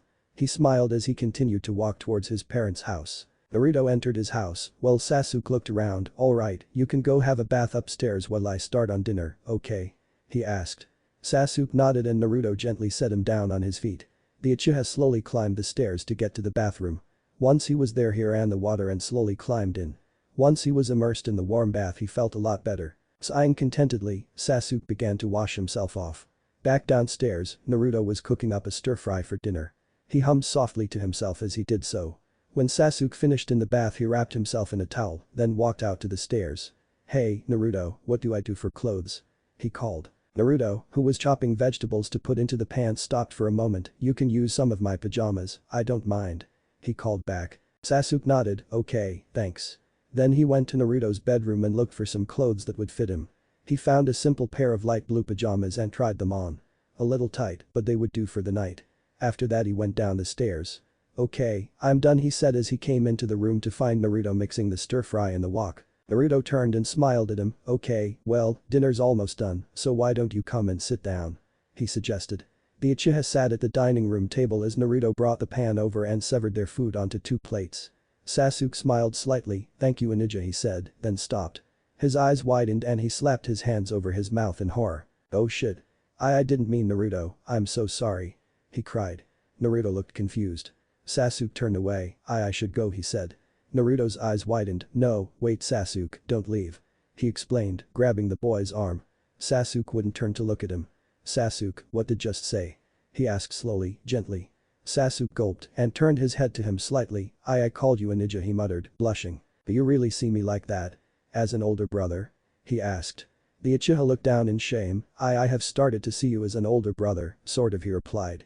Naruto's eyes widened. "You really see me like that, Sasuke? You aren't ashamed of me?" "I mean, I'm just an idiot. I only just started taking my training and studying seriously, and I have a long way to go before I can even call myself a competent shinobi. I don't deserve your respect or for you to call me your older brother," he replied, releasing Sasuke's arm. Sasuke's eyes widened and he shook his head vehemently, that's not true. I may have only just started to see the real you, but I know you're not an idiot and you do deserve my respect. He exclaimed. You are smarter than anyone knows, you have a will as strong as the strongest Konoha shinobi, and you are stronger than almost anyone here. Naruto, you have shown me that this village is truly my home, and its people my family. And because of that, I have realized just how misguided my clan really was. I may still love my family, but they did not know what was most important. You are my brother Naruto, and I have never been able to see you as younger than me, this is why I call you a ninja. The blonde was wide-eyed. Sasuke, I don't know what to say, I've never been an older brother before, what if I mess it up? He asked. Sasuke scoffed, that day that you are not a good older brother is the day I destroy Konoha, in short it's never going to happen, he replied, then smiled. Naruto chuckled, thank you Itato, he replied. The Uchiha smiled, a true smile that he'd only ever showed to Naruto, no problem a ninja, now, let's eat before the dinner you made us gets cold, he said. The two went back to eating the stir-fry, and Sasuke was surprised at how good it was. Dinner went by in a comfortable silence, and Naruto washed the dishes up when they were finished. Afterwards, Naruto went to have a bath while Sasuke, still feeling tired from the day's training, went up to bed. After washing his hair and body, the Uzumaki got dressed in some clean pajamas as well. Then he walked into his bedroom, ready to sleep. He was surprised though when he saw Sasuke already fast asleep on top of the bed. Naruto smiled softly at his Itato and walked over to his bed. He pulled the covers back on his side and laid down, pulling the blankets over the both of them. Sasuke groaned slightly and turned to face him in the bed, his face twisted in pain. Without thinking, Naruto took one of the other boy's hands and wrapped his other arm around the Uchiha's back, pulling him closer. Sasuke buried his face in Naruto's chest and calmed almost instantly. Feeling the even breaths on his chest and feeling his own eyes become heavy, Naruto closed his eyes and relaxed. Soon enough the Uzumaki was fast asleep himself. The next day after getting ready, the two boys walked to the lake together. Naruto stood on the pier and flexed his fingers. Sasuke watched intently from next to the other boy. Forming the hand signs for the jutsu, Naruto took a deep breath, fire style. Fireball jutsu. He shouted the name of the technique in his mind. Then he blew out as hard as he could. To his surprise, a medium-sized fireball was blown out of his mouth and over the water. When the technique ended, Naruto grinned in excitement, I did it. Who cares if it's not complete yet, I managed to create a fireball. He cried, fist pumping the air. Naruto turned to Sasuke, heh, thanks Itato, he replied. The black-haired boy smirked slightly, don't worry about it, I'm just glad I was able to help you, he replied. Naruto grinned, you wanna go get some ramen from Ichiraku's to celebrate? He asked. Sasuke thought for a while, alright, but I'm not that big a fan of ramen, so I might only get one bowl, and something else, he replied. The two boys walked to Ichiraku, while the villagers all glared at Naruto. The Uzumaki did his best to ignore them, while Sasuke was becoming angry at the way they were looking at his ninja. He would have attacked some of them if Naruto hadn't grabbed his arm and held him back. Why are they glaring at you like that, ninja? It's not right. They have no reason to look at you that way. He seethed. Naruto sighed, I'll tell you some other time Sasuke, I don't want to talk about it right now, he said, really starting to feel the heat of everyone's glares. The hatred for him was almost pliable in the air and it weighed down on him like a heavy blanket of dark feelings. He wasn't sure where this ability to sense the negative emotions around him was coming from, but he did his best to block them out and focus on what they were going to do. They were going to have some of the world's best ramen together and he knew that Itachi and AM didn't hate him, at least, neither did Sasuke, so he could deal with it. He hoped. They made it to the ramen stand, hey Itachi Oji-san, AM ni-san. Naruto called with forced cheer. His hope was if he forced it, maybe it would become real again after a while. Itachi, a man with tanned skin, dark shaved hair and perpetually squinted eyes, turned at the sound of his favorite customer's voice. Naruto, welcome, it's been a while. Haven't gone off ramen, have you? He asked. The blonde shook his head, of course not, I'll never go off your ramen Oji-san, he said and grinned. The Ichiraku nodded, well that's good, he turned to face Sasuke, and who's this? He asked. Naruto's grin became wider, this is Sasuke Uchiha, my first and only best friend and my younger brother. He proclaimed proudly. Itachi let up, is that right? He asked. He looked at Sasuke again, any friend of Naruto's is welcome here, we might even decide to give you a discount as well, since you're Naruto's Itato, he said kindly. You don't have to do that, Sasuke started, but was cut off, nonsense, now, take a seat boys, and order whatever you want. The ramen chief said happily. I'll have my usual please, Naruto asked. Sasuke looked over the menu, can I have some vegetable ramen please sir? He asked politely. Itachi nodded, of course, coming right up AM, one large pork ramen with extra pork and one regular-sized vegetable ramen. He called into shop. After a moment, a young woman's voice called back, alright, just a minute. Naruto turned to face his brother, so Itato, what do you want to do after we eat? He asked. Sasuke thought for a moment, how about we work on our endurance, we could buy some weights and use them to increase our physical and mental strength he suggested. The Uzumaki nodded, sounds good he replied. After they'd finished eating and paid for their food, the boys left the restaurant. Naruto and Sasuke made their way to a weapons store. Entering inside they looked around.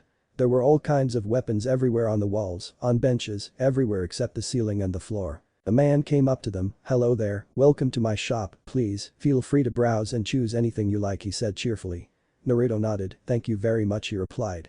The two boys began perusing the weapons on display. Sasuke found a Chikoto just slightly longer than what he was comfortable with. The Uchiha smiled and picked it up. He gave a small grin. It felt like it would suit him perfectly in a few years. Naruto was looking around before he caught sight of a red gunbai with dark blue around the edges of it. It was the perfect size, maybe a little bigger, but still the right size. He went over to it and picked it up. It was a good weight. Naruto gave it a few practice swings. It felt like it fit perfectly in his hand. The blonde grinned. That's the kind of weapon for him. The man came up again, have you found everything you need? He asked. Sasuke turned to the shop owner, actually we were hoping to find some training weights as well he explained. The owner nodded, well, I do have some for beginners, why don't we take a look and see if there are any that suit you? He asked. Naruto chose a pair of arm and leg weights of 30.1 kilograms each. Sasuke decided on weights of slightly heavier design at 35.1 kilograms each. After they had paid for their purchases and thanked the friendly owner, the two brothers left the store with large in Sasuke's case, grins on their faces. The two decided to head to the training field and practice with their new weapons. Sasuke turned to his older brother, an excited smirk on his face, so a ninja, want to have a spar to get used to our new weapons? He asked in anticipation. The blonde Uzumaki returned the look, you took the words right out of my mouth Itato he replied. The two boys stood 5 feet apart. Sasuke slowly slid his Shikoto out of its sheath while Naruto grasped the handle of his gunbai and pulled it off his back. There was a moment of silence while the wind blew through the area. A single leaf fluttered to the ground between them. The two suddenly shot forwards, ready for one epic spar. Naruto and Sasuke shot towards each other. Naruto raised his gunbai and brought it down to crush Sasuke's head. The Uchiha brought his sword up and blocked the war fan.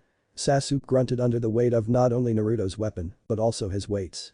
Naruto suddenly leapt up when Sasuke moved almost too fast for him to see, even with his weights, and tried to cut his brother's legs. The blonde flipped over the black-haired boy, landed on the ground and spun around with his gunbai, using the weight and increased the momentum. Sasuke held his sword in an upside-down hold over his left arm to block Naruto's strike.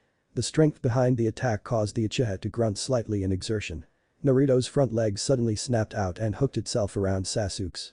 He pulled forwards, unbalancing his younger brother and causing him to fall to the ground. Or he would have if the other boy hadn't flipped back onto his hands and pushed up in a double front mule kick.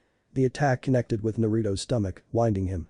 However, before Sasuke could do anything else, he found his legs caught in a lock with Naruto's right arm wrapped around them. The blonde spun and tossed the Uchiha away from him.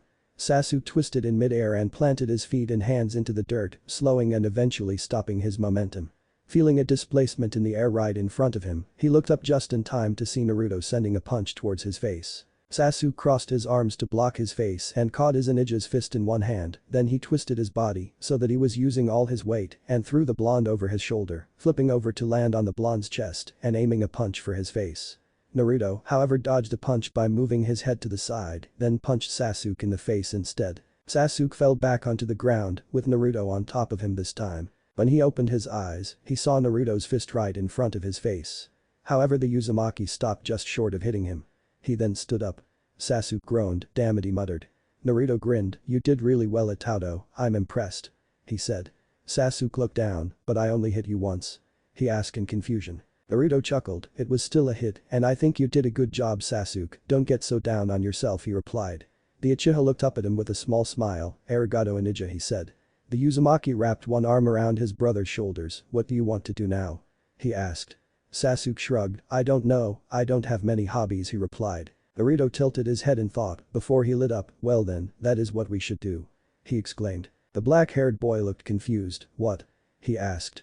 Naruto grinned, find hobbies of course, it's not healthy for us to do nothing but train all the time he replied. Sasuke looked thoughtful, like what? He asked curiously. Naruto removed his arm for his brother's shoulder and crossed them over his chest with a thoughtful expression of his own on his face. Well, I like learning about the powerful shinobi of the past. I also enjoy gardening, and I was thinking of trying meditation as well, he explained. He turned back to Sasuke. What kind of things do you like to do in your spare time? He asked. The Uchiha blushed slightly. Spend time with you, he mumbled, but Naruto's sharp hearing caught it. He muttered, thinking. What about something creative? You could learn an instrument. Naruto suggested. Sasuke thought about it. Yeah, what kind though? He wondered. Well, are there any that catch your eye? Naruto asked. Sasuke blushed. Well, there is one, but it's a little embarrassing, he replied. I won't laugh, Naruto said seriously. The Uchiha looked at the ground. The leaf whistle, he said quietly, but his brother heard it. The leaf whistle, huh? Well, I must admit I am interested in learning the ocarina, he replied, nodding in understanding. Naruto and Sasuke entered a music shop. The Uzumaki headed straight for the wind instruments. After a while of looking, Naruto found a purple 4-hole ocarina. The blonde boy grinned and took it up to the counter. When the woman saw him, she sneered. Naruto felt a stab of dark emotions enter his heart and he jolted as though shocked. What are you doing here, you worthless brat? She demanded. The cashier stood up threateningly. Get out of here, you demon. How dare you come into this shop as if you actually belonged here? She screeched. Naruto felt a heavy dark cloud envelop him and he began shivering. The woman began to move around the counter. Naruto felt tears come to his eyes and he stepped back. It wasn't due to the woman's words, he had heard worse. He wasn't even afraid that she would hit him as he was usually pretty well protected within the village despite the cold glares he got. It was the amount of hatred he felt coming from the woman. Most people just ignored him. It was only recently that they actually stared to glare at him as much as they have, but he would just ignore them back then. But this woman, she openly hated him and was showing it. And for some reason, like usual recently, he could feel her hatred. It felt so dark and cold it enveloped him in a world of hopelessness, sapping his will and light. The cashier walked up to him and he stepped back, sobbing softly. His heart hurt. Get out of here, before I make you, you murderer. She screamed, raising her hand to strike. Naruto flinched away from the inevitable blow when he saw a blue blur in front of him and a familiar voice that made his panicked heart calm. And just what do you think you are doing to my ninja? Sasuke asked coldly. The woman stepped back, her eyes wide. Uchiha-sama. What are you doing? She asked, greatly surprised. Sasuke had his eyes narrowed into a glare. If you must know, I came here to help my ninja find an ocarina for him to play. When I saw you doing something that looked suspiciously like trying to hit him, so I ask again, just what were you going to do to my ninja?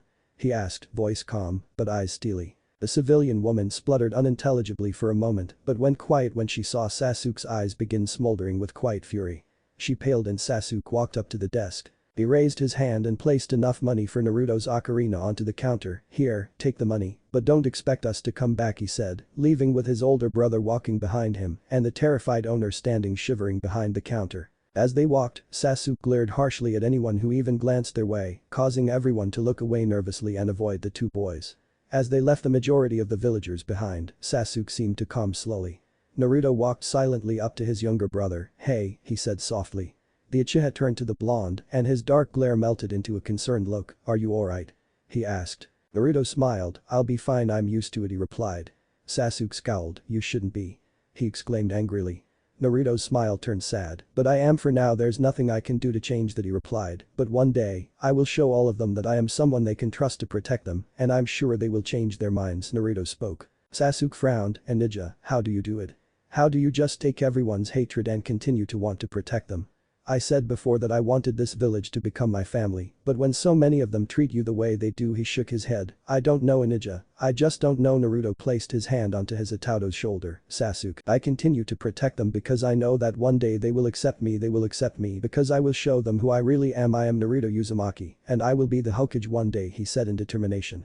Sasuke stared at his older brother and he could feel his strength of will radiating off of him.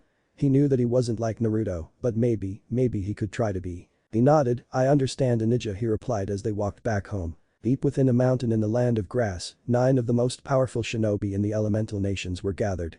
Itachi Uchiha and Kisame Hoshigaki were currently the only 2 there in person. The rest were holograms.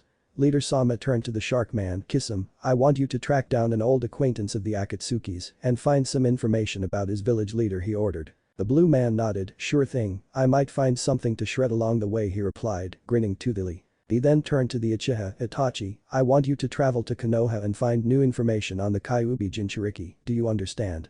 The Rinnegan wielder asked. The elder of the Uchiha brothers nodded. Understood Leader Sama, he replied in his usual monotone. Dismiss, the leader said. Itachi and Kisame broke the connection between the others.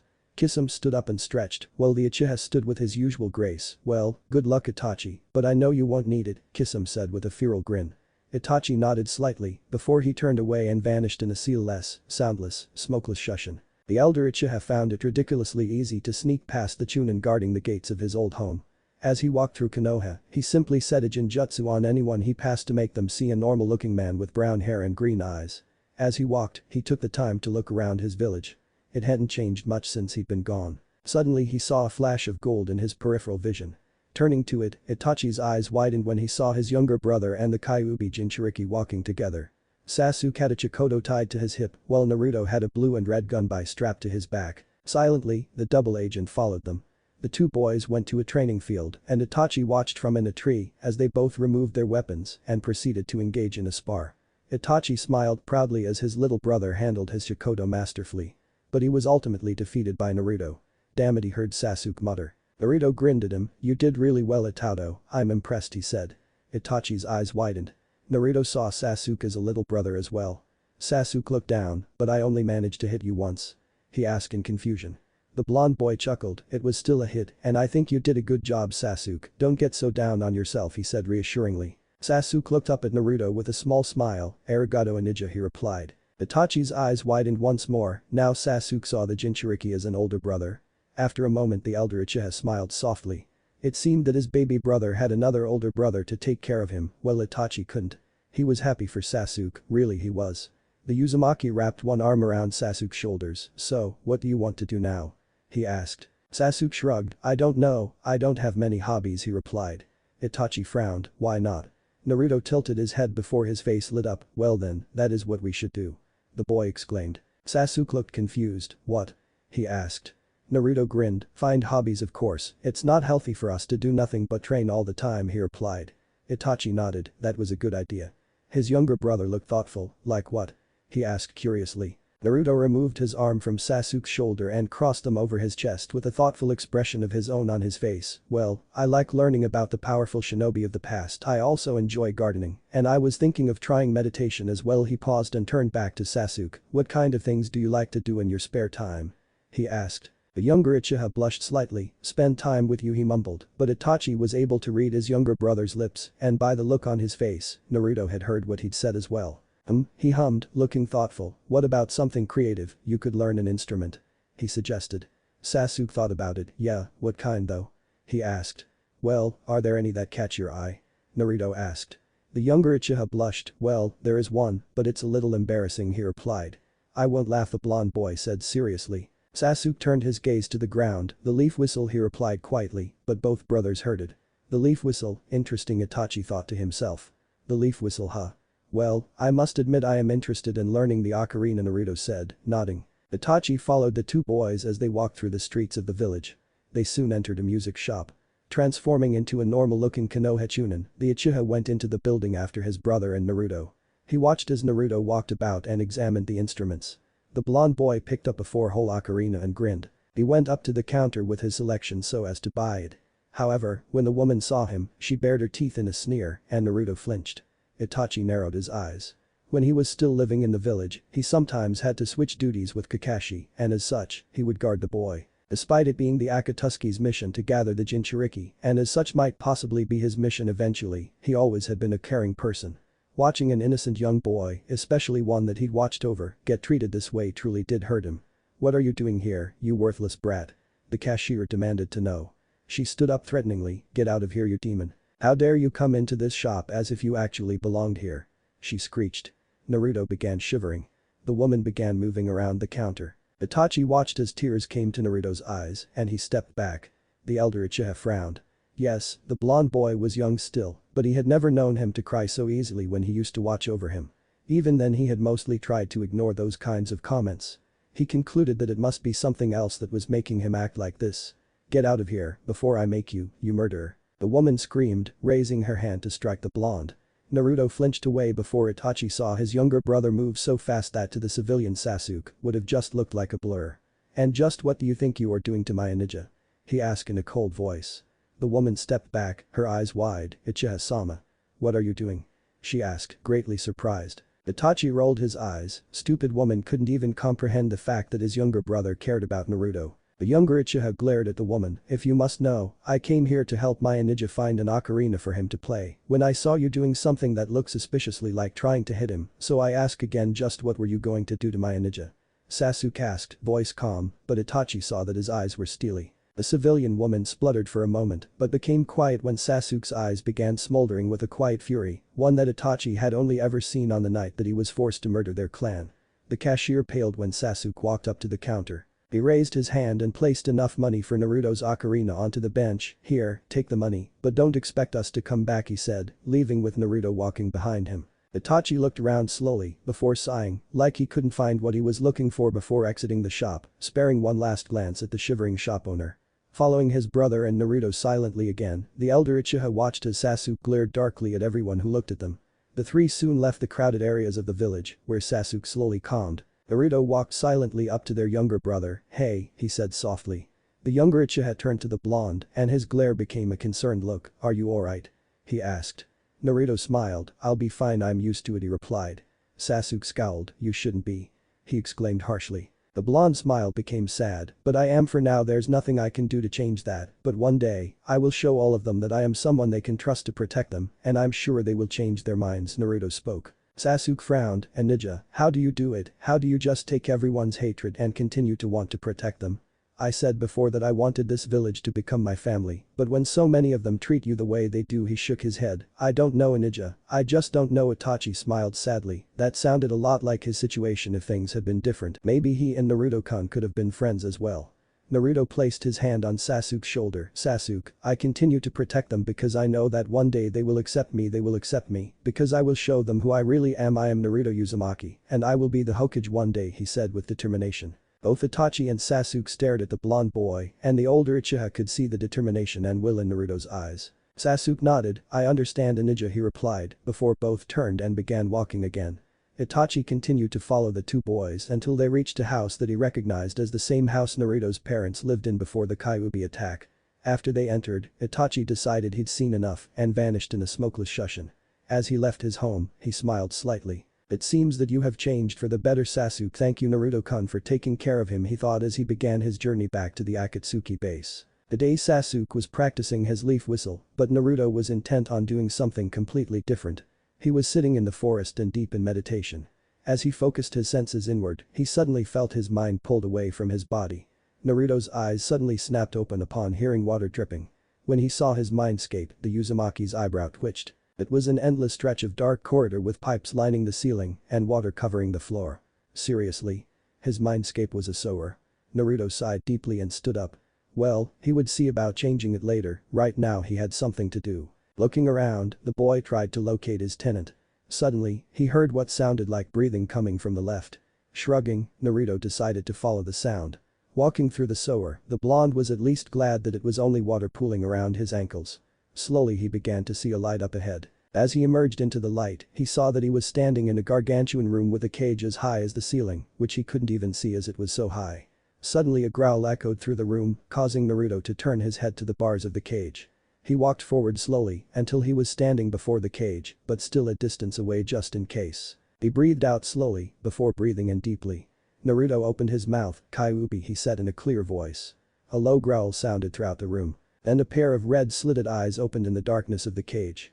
Naruto stared calmly into the eyes. "I'm sorry, but I would prefer to talk to you rather than just your eyes, please," he said. There was a loud grunt before the darkness in the cage cleared away to show a giant orange fox with 9 long tails lying on the ground behind him. The fox's head was lying on his folded forearms and his eyes were still staring down at his jailer. "What do you want, brat?" Kyuubi asked, sounding bored. Naruto suddenly bowed deeply at the waist, making the fox raise a brow. "First, I wanted to apologize to you. I know that you probably don't want to be sealed into me, but as of now, I cannot release you, as I am sure that you would destroy the village, and I don't know how to release you." "Sorry," he said. "Why should I believe your feeble apologies when it was your own father who sealed me inside you?" the Kyuubi asked. Naruto stood up straight and frowned slightly. "Maybe you don't trust me, and you have every right not to, however, I am not my father, nor am I the people who see you only as a monster, a massive hatred. I don't believe that you are only hatred, as everyone, even the people who hate me have other feelings for the people they care about, so you must have other emotions as well, he replied. The Kyuubi frowned, while Naruto walked right up to the bars of the cage. I am sure that you once had people that you loved, and I truly believe that you have the potential to be a good person, he said with a smile. Unwillingly, the memory of an old man with red hair and purple rippled eyes flashed into the fox's mind. HMPH, you amuse me human, I suppose I could stand to work with you, he said, closing his eyes. Naruto grinned, thank you very much. By the way, what's your name? He asked curiously. The Kyuubi opened one eye and stared at the Uzumaki Namikaze. Well, I don't really want to call you Kyuubi all the time, he explained. The fox huffed and the blast of air blew the boy's clothes backwards. He flicked his tails. I may have agreed to give you my chakra and such if you need it, but I never agreed to tell you my name. Now, leave, he ordered, and Naruto felt himself coming out of his meditative trance. When Naruto opened his eyes again, he saw that it was still early midday. Standing up and stretching, the blonde smiled slightly. The fox really was different from what everyone thought. He wasn't just a mindless monster, he really was a person like any other, he just had a different form. Naruto was glad that he was right, but he still wanted to know the Kyuubi's name. Oh well, he would find out one day. Hearing his stomach rumble, the blonde decided to go home and cook some lunch. At night, Naruto watched Sasuke cook dinner for them, while in deep thought. He wondered if he should tell the Uchiha about the fox. They had been spending much more time together recently, and with Sasuke seeing him as an older brother, things had been going well, but he was worried. What if he told his Itato about the Kyuubi and he decided that he hated him for it, just like everyone else? Naruto clenched his fists. It didn't matter. No matter what happened, even if Sasuke decided that he hated him for it, the Uzumaki decided that he couldn't keep such a huge secret from his little brother. Even if Sasuke did hate him for being the fox's Jinchuriki, Naruto would always love him. As Sasuke came over with their bowls of soup, Naruto steeled himself and took a deep breath. The black-haired boy placed their dinner down on the table and sighed, there, done. Well diggin' Naruto, I'm sure you want to, Sasuke stated with a chuckle as he went to pick up his chopsticks.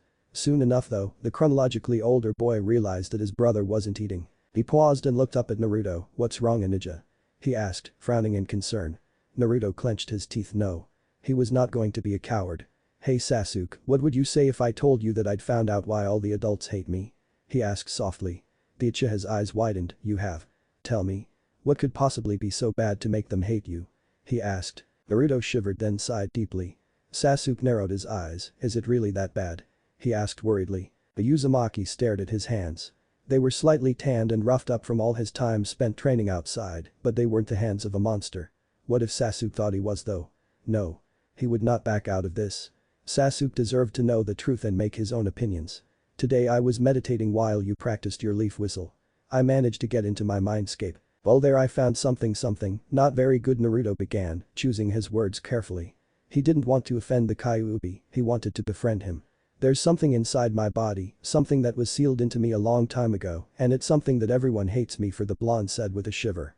Sasuke just stared at his ninja, where was he going with this? Something bad was sealed inside Naruto's body that made everyone hate him. What is it ninja? He asked when Naruto paused for a little too long. Have you heard about the Kyuubi? He asked suddenly. Sasuke blinked, yes, the fox attacked the village 9 years ago on October 10th, but was killed by the 4th Hokage, who sacrificed his life in the process to do so, he replied factually. Naruto sighed, well, most of that is right, except the part about the fox being killed. It couldn't be killed, instead it was sealed inside a living container. However, not just anyone could take the fox's chakra, it had to be someone without fully formed chakra pathways, so that the person could adjust to the chakra over time, Naruto explained. I was chosen for the job, he said slowly, haltingly. There was silence from the other end of the table.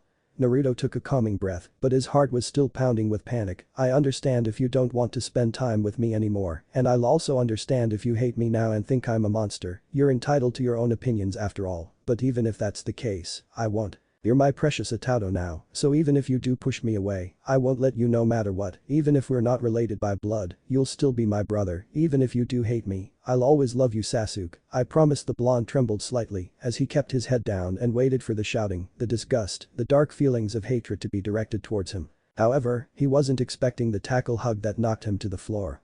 Eyes wide, Naruto stared at Sasuke in shock. Why would I ever hate you ninja? You've been nothing but kind and wonderful since we met. So you have the Kyuubi sealed inside you?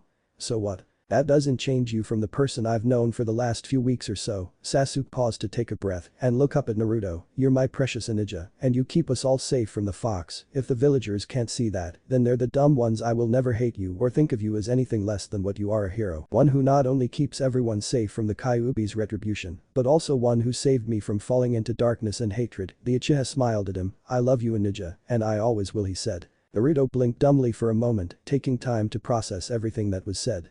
When he grinned widely with tears in his eyes before he hugged his younger brother back tight. Ataudo.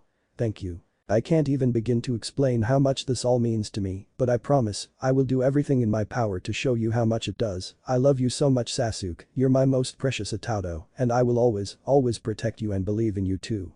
Not that I think you need protecting, but it is my job after all. The Uzumaki replied with a laugh. Soon after that, both boys went back to eating, feeling closer than ever. And Naruto knew that he could always trust his beloved Ataudo to be there for him when he needed it. It had been a few weeks since Naruto told Sasuke about the nine-tailed fox, and the Uchiha had accepted him. In between the academy, the blonde had been continuing his elemental jutsu training. With his increased chakra control, Naruto had been able to master a few fire jutsu and had deemed that enough for now.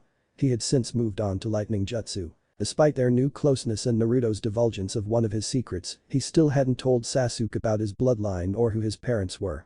He needed some more time to build up the courage to do so. Unfortunately, despite his intelligence, the Uzumaki still had problems with his dexterity. But fire jutsu, he could just copy the hand signs off of Sasuke, but trying to copy them from the pages of a book is harder than a person. And his hands just didn't want to form the right shapes. Despite trying to remain calm, Naruto was getting more and more frustrated with every failed attempt to mold the signs correctly. After another failed attempt, the blonde huffed and flopped onto the ground, deciding to try and meditate to calm his mind.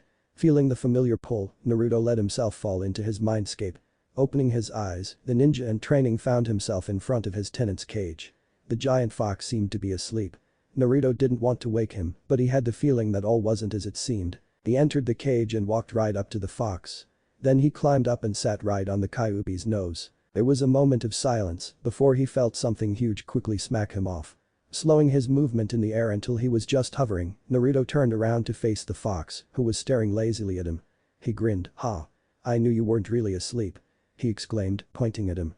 The Kyuubi blinked slowly. What do you want, brat?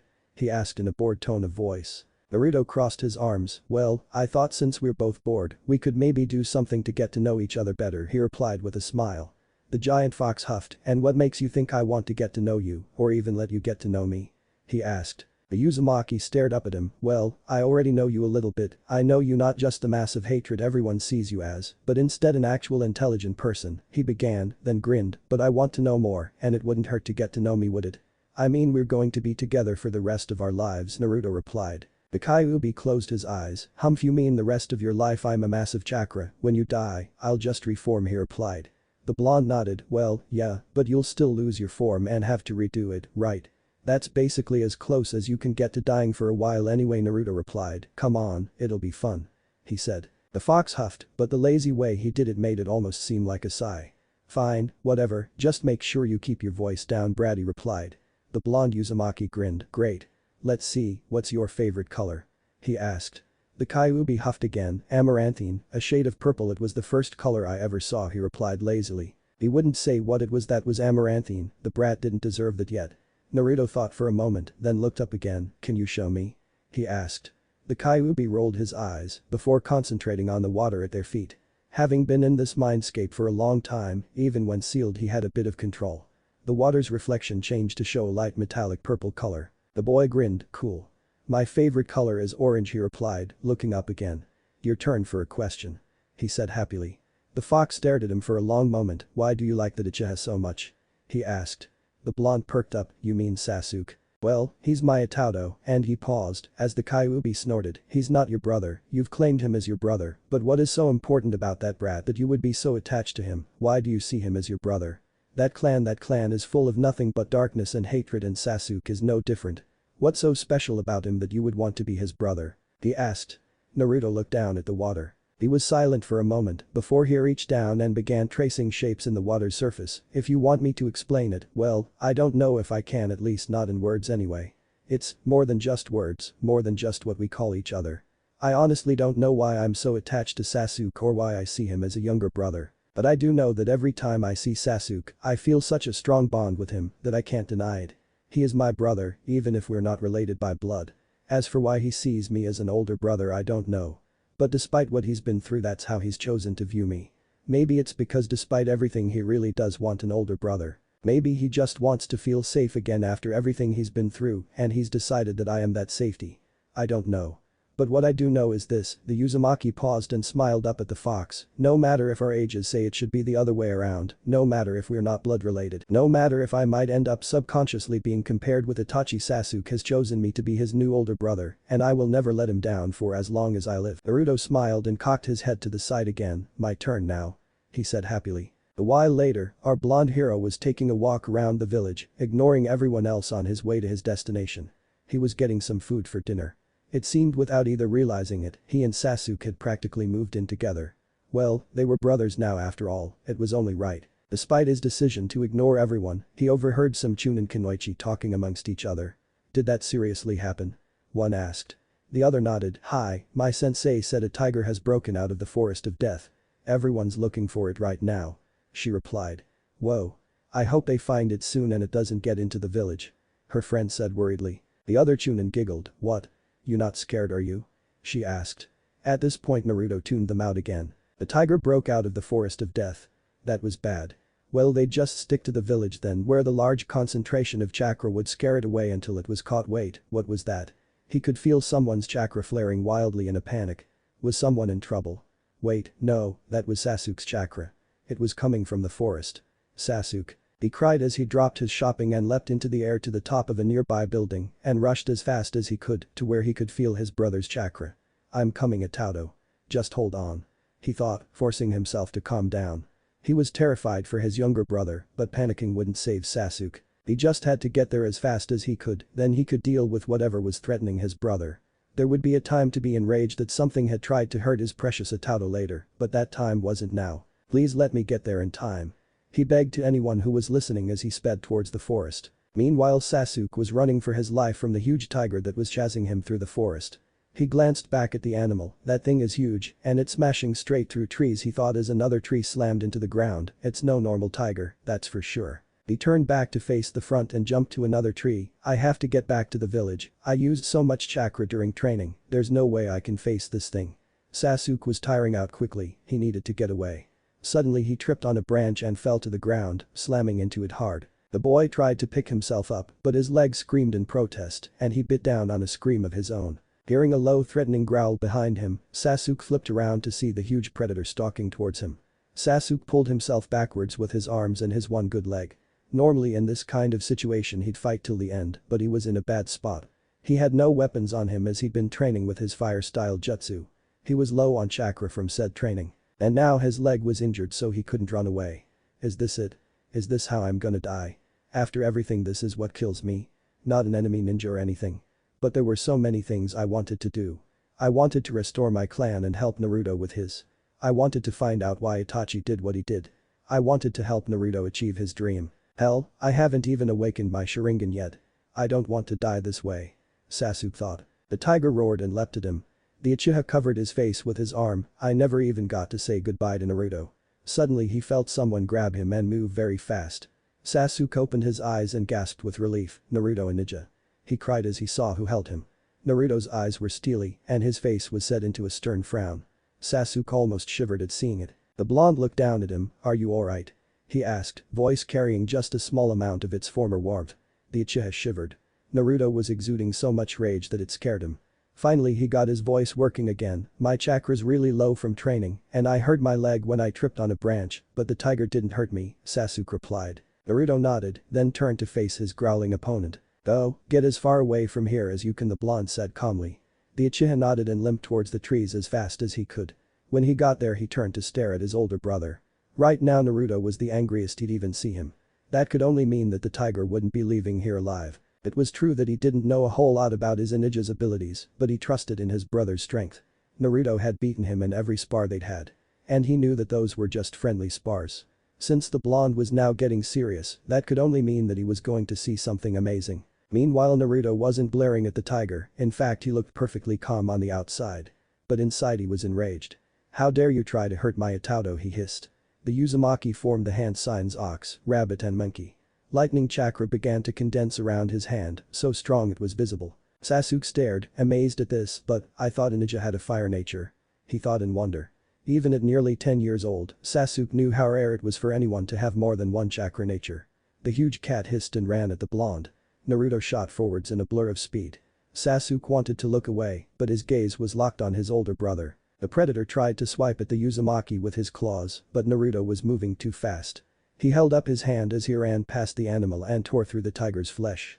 It fell to the ground soon after, while Naruto stood from his crouching position and lowered his hand, now no longer sparking with electricity. Naruto then turned and ran back over to his younger brother. "Sasuke, are you okay?" he asked. The Uchiha looked up at the other boy and tried to speak, but no sound came out. He tried to stand but hissed and grabbed his leg. "Whoa, easy, no standing for you, let's get you to the hospital and check out your leg, okay?" Naruto asked, crouching down so that Sasuke could climb onto his back. Sasuke did so, and Naruto began carrying his Itato back to the village. He knew the questions would be coming as soon as things settled down again. He just hoped Sasuke would forgive him for keeping yet another secret from him. When they got home, Sasuke said his eyes felt strange. Upon checking them, Naruto grinned. "Congratulations Sasuke, you've just awakened your Sharingan," he said. The Uchiha grinned back. "Yes, finally," he exclaimed. After going to the hospital to get Sasuke treated for his injured leg and mild chakra exhaustion, Naruto carried Sasuke home on his back again. The black-haired boy didn't complain, as his leg hurt too much to walk. It turned out that he'd twisted his ankle and torn some ligaments in his leg, so walking was out for him for a while. However, that night, the Uzumaki noticed that his younger brother's mood had gone down. Naruto frowned as he brought over dinner. "What's wrong, Sasuke?" he asked. The Uchiha sighed. "It's just I'm so ga. Forget it, it's nothing a ninja," he replied, laying his head on his crossed arms on the table. Naruto quietly sat next to his younger brother. "It's okay, you can talk to me Itato," he said gently. The black-haired boy clenched his fists. "I'm so much weaker than you," he said, but it was muffled by his arms and the table. Naruto heard it perfectly thanks to his advanced senses though, and he was shocked. "That's not true," he tried, but Sasuke's head shot up. "It is. Is it true? You're so much stronger than me in our spars, yet I'm sure you're holding back. You can use 2 chakra natures already, you have so much more stamina and chakra. And ninja, I respect and admire you for your strength as well as your other traits, but how do you expect me to be okay about my own position when you're so strong that I can never catch up?" he exclaimed angrily. Then all the anger left him and he slumped forwards onto the tabletop again. "It's just like with my Nai-san all over again. Itachi was always stronger and better than me at everything, and Otu-san always loved him more than me. No matter what I did, I could never make him recognize me, and even when he did, it was always. But you have a long way to go before you catch up to Itachi. Why did I think you'd be like Itachi, graduating the academy at age 7 and a Chunin at age 9? Your brother had activated his own Sharingan by the time he was 8 every time. No matter what I did. No matter how hard I worked, it was never enough." Sasuke was crying now, sobbing at the memory of the losses he'd already suffered. "I was never as good as Itachi. And that was never good enough for him. I just wanted Otu-san to love me too. I just wanted." Sasuke choked and cut himself off. He sobbed harder. "And now you too. Why is it that I can never be good enough? Why?" he cried, burying his face in his hands. He hated that he would never get the chance to finally make his father acknowledge him. He hated that Naruto was so much stronger than him. And he hated that Naruto was so much stronger than him. If Naruto hadn't been there today, he would have died. He was alive thanks to his ninja. But he couldn't help but feel useless because of this. Now he had awakened his Sharingan from what? Being a coward. Almost dying. He was so weak and worthless. If he accepted his Sharingan and it made him stronger, what would that say about him now? That he was so weak as a shinobi that he needed Sharingan to even keep up. You don't know what it's like. To have a name to uphold. To be the last of a once great and prestigious clan. To have to be the greatest just because my clan was the greatest. If they were here now, at least the load would be shared, but not only do I have to be as great as everyone in my family, I have to be even more so now. My clan was wiped out by my own older brother. He killed them all. That's at least 500 family members that he killed all in a day. There were at least 300 members who were civilians, yes, but there were 200 Uchiha who were shinobi. 200 elite, genius shinobi, and to restore my clan's honor, I have to be better than all of them. Do you have any idea what that's like? Do you know how much pressure that puts me under? I have to be the best, otherwise I'd be dragging my clan's name through the mud. But I can't even beat a stupid wild cat. I'm just worthless." Sasuke buried his face in his hands and sobbed. Naruto was shocked by his younger brother's rant. He had no idea that Sasuke had had so much pressure put on him, even with his family gone. Especially with his family gone. It must feel like he's being crushed. Naruto looked down, trying to think about what to say to his Itato. What could he say? Eventually he realized that he couldn't say anything, so instead he just wrapped his arms around Sasuke and held him close while he cried. A while later, both fell asleep, exhausted by the day's events. Naruto slowly woke up to a gold-tinted world with a water-like substance underneath him. At first he thought he was in his mindscape again, but he could feel something. A power far stronger than that of the Kyubis. It was intense and coiled tightly. He had a feeling that if it was released it would utterly destroy him. Naruto sat up slowly, looking around. He blinked. An old man was floating above the water. The two stared at each other. Who are you? And where am I? Naruto asked, is this a dream? The man began to speak, "'Tis not a dream, young one, 'tis quite a precise query also for this place, but I am quite uneasy over whether thou shalt be able to connect my name with thine actions as a herald. I am he who shall achieve peace and order, my name is Hagoromo." Naruto blinked at him, okay, this guy is obviously not from around here, and by the amount of chakra I can feel, he's also extremely powerful, he thought. On the other hand, I had foreseen that thou wouldst end up in such a state as that, Hagoromo said. Okay, so he's some kind of herald for something, and he can float, and he has such an aura of power and strength that it makes the Kyuubi seem like a kitten in comparison, the blonde thought in confusion. Now then, the old man began. Suddenly Naruto noticed his eyes. Wait, what jutsu is that? He blurted. Hey, he was stressed, okay. Thou dost appear to possess observant eyes. All that remains is for thee to pragmatically comprehend thy circumstances.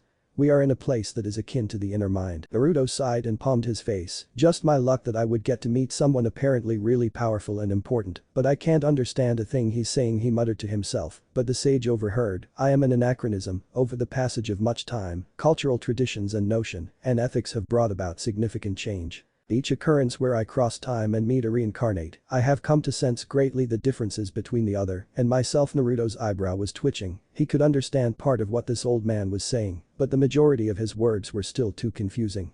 I was also able to formalistically regulate and learn new mores and words, however. By this point Naruto had had enough. He'd had a stressful day and his patience had run out. The blonde 9-year-old screamed and pointed at the sage.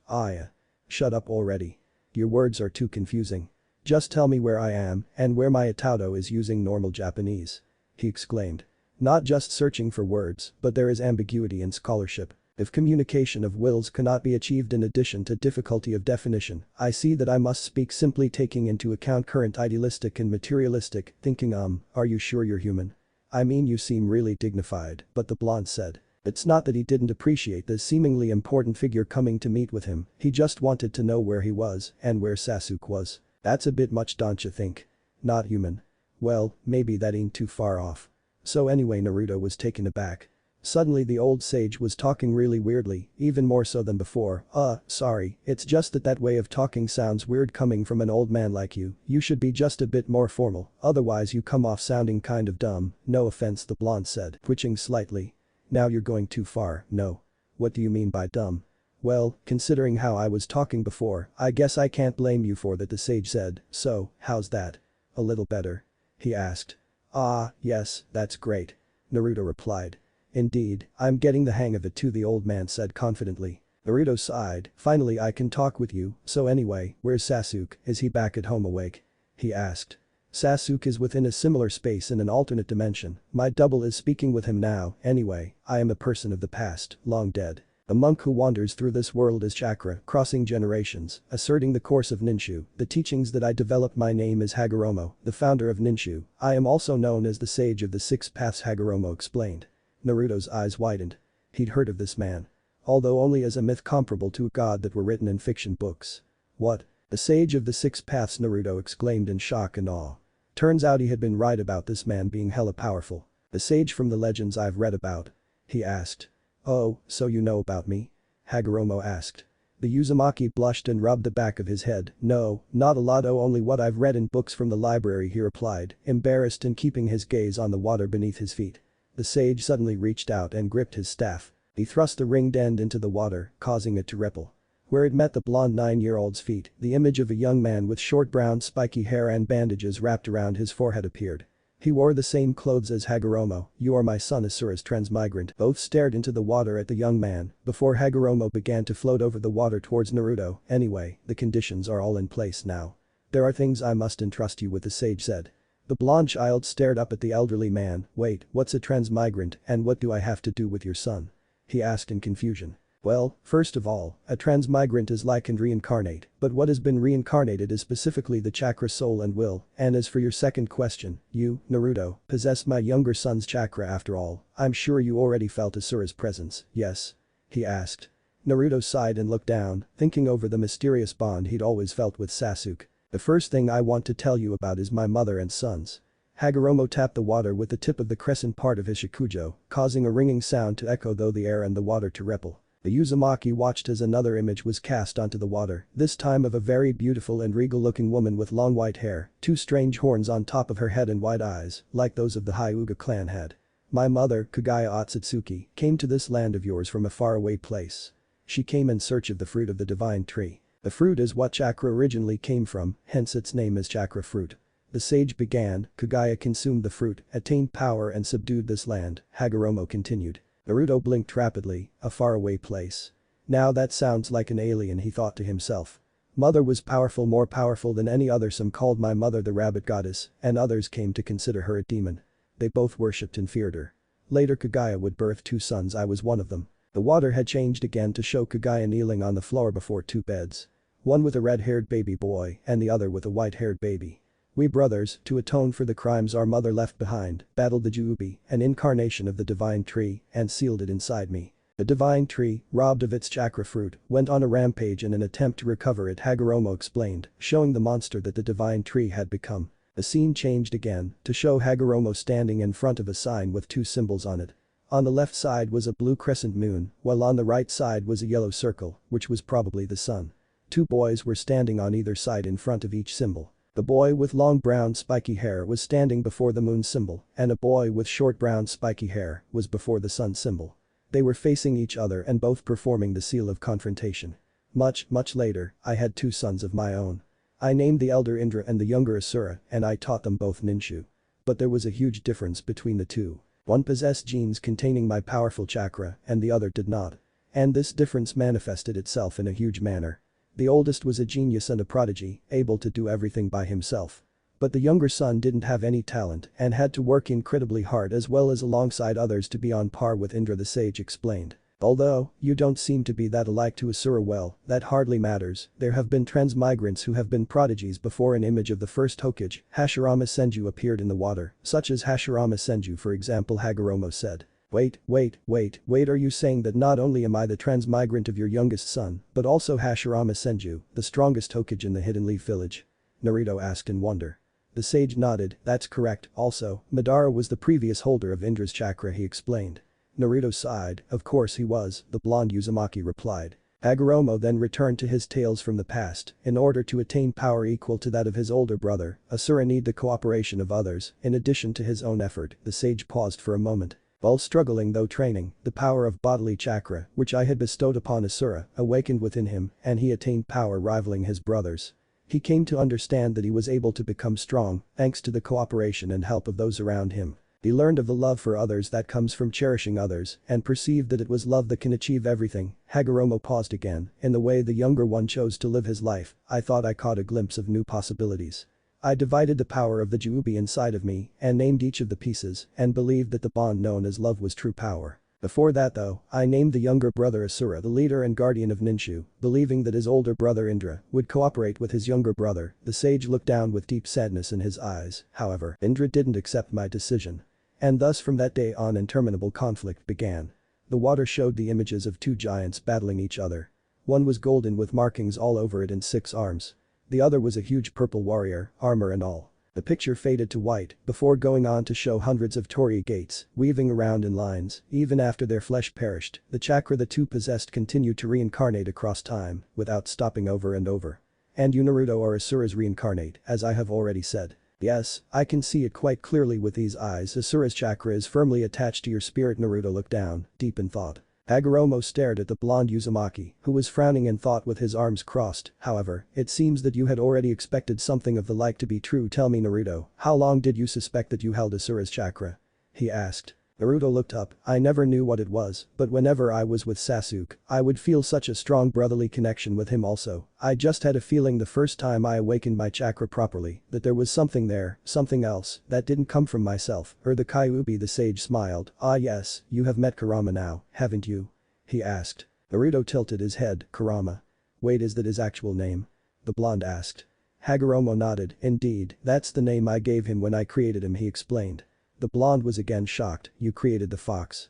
He cried. Yes, along with all the other Biju as well. I created them from the chakra of the Juubi that had been sealed inside me. I split the chakra into 9 forms, gave each a name, and considered them my children, along with Indra and Asura. I named them as my children, then sent them to different places around the world that I had chosen as their homes, Hagoromo explained. Naruto stood frozen before he shook his shock off. I guess I shouldn't be surprised after everything else that happened and that I found out today, he replied with a sigh. Now, I was planning on entrusting you and Sasuke with a part of my power each when I met with you, but that was going to be a long time from now as you both are now. Your bodies can't handle my power, so I will return in 9 or so years once you have both reached a sufficient strength, Hagoromo explained.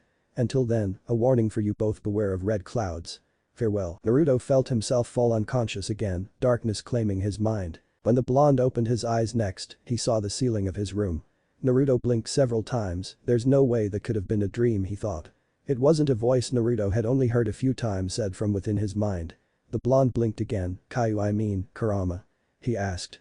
He heard a sigh from his mind. Damn it, why did the old man have to tell you my name? Kurama growled irritably. So that is your name? You're pretty stubborn, aren't you? You had to have your two-sama tell me what your name was in the first place, Naruto thought with a small smile and an eye roll. By what Senen-sama said, we'll meet again sometime in the future, in 9 or so years, but what did he mean by beware of red clouds? He wondered. The Uzumaki sat up and stretched. Looking next to him, Naruto saw Sasuke also lying next to him, the remains of tear tracks on his face. He sighed. They had a big few years ahead of them, he was sure. Sasuke woke up slowly, yawning widely. Good morning. Naruto called from the kitchen as the Uchiha walked down the stairs. Morning, Naruto. Man, I had the strangest dream last night, Sasuke replied. Naruto smirked slightly. Let me guess, an old man calling himself the Sage of the Six Paths appeared to you in an empty space with a pool of water underneath it and told you that you're the reincarnation of his oldest son, right? He asked. Sasuke sighed. So, you too, huh? He asked. The blonde nodded. Kyuubi confirmed that it did indeed happen, he replied, leaving out the fox's real name. He still wasn't comfortable with Naruto using it. According to Senen-sama, I'm the reincarnation of his youngest son Asura, he replied. Sasuke looked down, and I'm supposed to be the reincarnation of the genius older son, though I'm not sure how well that's transferred over, he replied. The Uchiha scoffed. Hey, maybe they both got mixed up at our births, and you got Indra's chakra, while I got Asura's. After all, I was always weaker than Itachi too, he said, sounding sad. Naruto went over and gripped his younger brother's shoulder. Now you listen to me, Sasuke, you are not weak, and this just proves it. So what if you've had a higher failure rate than the rest of your family? It's not about how many times you fail, but about how many times you get back up and try again. You are strong, Sasuke. Everything about you is, except for your will, but you just don't have as much confidence in yourself as the rest of us do. I know that one day you and I will be powerful equals, standing together against whatever threat is coming, okay? I have faith in you, the blonde said. Sasuke stared at the Uzumaki before he chuckled. Alright, you win, Naruto. I won't stop trying to be the best I can until the day I die, he replied. Naruto grinned. Heh, I always knew we were brothers, even if we weren't blood related, I could always feel it. Sasuke smiled a bit in return. Yeah, I guess I could too, so, what's the plan from now on then? He asked. Naruto smirked. The plan is to get as strong as possible as soon as we can during these 9 years, so basically train like crazy. He replied triumphantly. Sasuke twitched. I guess you can't be smart and mature all the time, can you, ninja? He asked. The blonde shook his head. Nah, that's too boring. Life's too short to take everything seriously, he replied in an ironically serious tone of voice. The Uchiha boy sighed in exasperation, but he had a smile on his face. He supposed it wouldn't be hard to get used to part of this new situation. As Naruto had already said, they were already brothers, so finding out they were also siblings spiritually didn't affect them all that much, except maybe make them a bit closer. But the other part, about being reincarnations of the sons of a man who was considered a god, that would be harder to get used to. They still had their own parents, but how should they think of Senen-sama? Sasuke didn't know about his brother, but he couldn't really think of Hagoromo as his father, not after everything he went through with Fugaku. But having Naruto as his older brother was already natural. Except this time he was the younger brother and Naruto was the older one, even if his chakra was actually older, being Indra. Man, this was confusing. He shook his head. From now on they had more important things to worry about. Like what Sennin-sama had said about red clouds. What did that mean? Hey Sasuke. The blonde suddenly said. Sasuke's head snapped up. Yes Naruto, what is it? He asked. Do you know what Sennin-sama meant by beware of red clouds? Naruto asked his younger brother. The Uchiha shook his head. No, that's what I'm trying to figure out, he replied, crossing his arms and frowning in thought. Maybe I could find out something from the books in the library, he suggested. Naruto nodded. Okay, you go check there, I'll go check the Anbu barracks and see if anything slips through, he said. Sasuke's head shot up. What are you talking about, ninja? I know you used to pull a lot of pranks when you were younger, but sneaking into Anbu barracks? The boy asked skeptically. Naruto grinned. Oh come on now Itato, this is a ninja village. If I could graffiti most of the buildings in the shopping district without anyone seeing me, despite shinobi supposedly getting up before dawn, what makes you think I couldn't sneak into the Anbu headquarters and secretly listen to their conversations?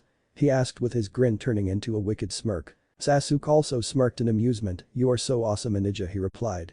Both laughed before they began to get ready for their tasks. Sasuke walked into the library, his form enshrouded by the image of a nondescript Leaf Village shinobi.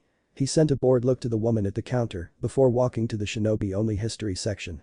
He then began flipping through each one for mentions of red clouds. Meanwhile, Naruto hid in a tree after observing the way one of the Anbu acted, a shinobi called Dog. With a single hand sign, the transformation jutsu was complete and he was Anbu Dog instead of Naruto Uzumaki. After checking the coast was clear, the now silver-haired boy strolled into the headquarters of Konoha's elite. Making sure to look bored and disinterested with everyone and everything else, the academy student entered the records room. However, when he saw the room itself, his one visible eye widened in shock. This could be a problem, he thought as he saw the thousands of books and scrolls literally everywhere. Naruto had no idea where to start as he looked around frantically. HMPH, hey brat, try the bingo book information section, a voice that the Uzumaki Namikaze soon recognized said from within his mind. Naruto blinked before grinning. Hey Kurama, didn't think you'd talk to me so soon, he thought back. The fox humphed. Whatever, the old man didn't say it, but I have a feeling that this crisis in the future involving red clouds will be a danger to me too, therefore, the more you and that blasted Uchiha brat can find out, the more likely we'll be able to prevent them from doing whatever it is that they want to do, Kurama explained, while his host climbed a ladder once he'd found the right section. Let's see, we'd probably want current information. Here it is, the most current version of the Konoha bingo book. He paused and looked around. Better get a few others too, just in case I can have Sasuke copy the info across using his Sharingan, then return the books, hopefully quickly. Naruto grabbed the bingo books, then snuck out of the building as nonchalantly as possible. Once far enough away, our blonde hero released his transformation jutsu and ran for it. Stopping against a fence, Naruto looked all around. Seeing no one, the Uzumaki breathed a sigh of relief. What are you doing with those bingo books, my boy? A very familiar aged voice from behind him asked. Naruto shrieked and leapt 5 feet in the air. Spinning around, he came face to face with a frowning third Hokage. Naruto felt a knot form in his gut, twisting and twisting and twisting tighter. The look on his surrogate grandfather's face wasn't anger or anything like that. It was disappointment. His Jiji was disappointed in him. Guilt began to burrow its way into his heart before he took a deep breath and squared his shoulders. We need to borrow these, Hokage-sama, he said, clearly and evenly. The old village leader stared at him for a long while, but this time the blonde wouldn't budge an inch. Hiruzen finally relented with a nod. Alright Naruto, but I not only expect those to be put back exactly where they were, but I also want a full explanation from both you and Sasuke-kun, understand? He asked. Naruto instantly snapped to attention and bowed. Hi, Hokage-sama. He exclaimed. When he looked up again the man was gone. The academy student shrugged before leaping to the top of the closest building, now on his way home. The two brothers stared down at the knowledge they had acquired in the last few hours before turning to look at each other. Are you ready to get started, Itato? Naruto asked. The Uchiha nodded. Hi ninja, he replied. It had been 4 years since Naruto had discovered his bloodline, became Sasuke's older brother, and the two of them began to train harder than ever to fight this threat of red clouds, whatever that was. Neither of them had found so much as a single drop of information about whatever this was, but they knew that if someone like the god of shinobi felt like he should warn them about it, then it had to be something serious. So every year, Naruto would pick up a new copy of the village's bingo book, and Sasuke would then use his Sharingan to memorize it before they returned it to where they got it. When they got home, he would use the photographic memory that his bloodline gave him to copy it down into their own notes. Naruto had managed to master enough of the Uchiha clan's Kaiten Jutsu, fire style, that Sasuke had proclaimed him to be a master. It turned out that the Uchiha himself had a stronger affinity to Rasen or lightning style than fire, but he also had some for his clan's normal chakra nature as well.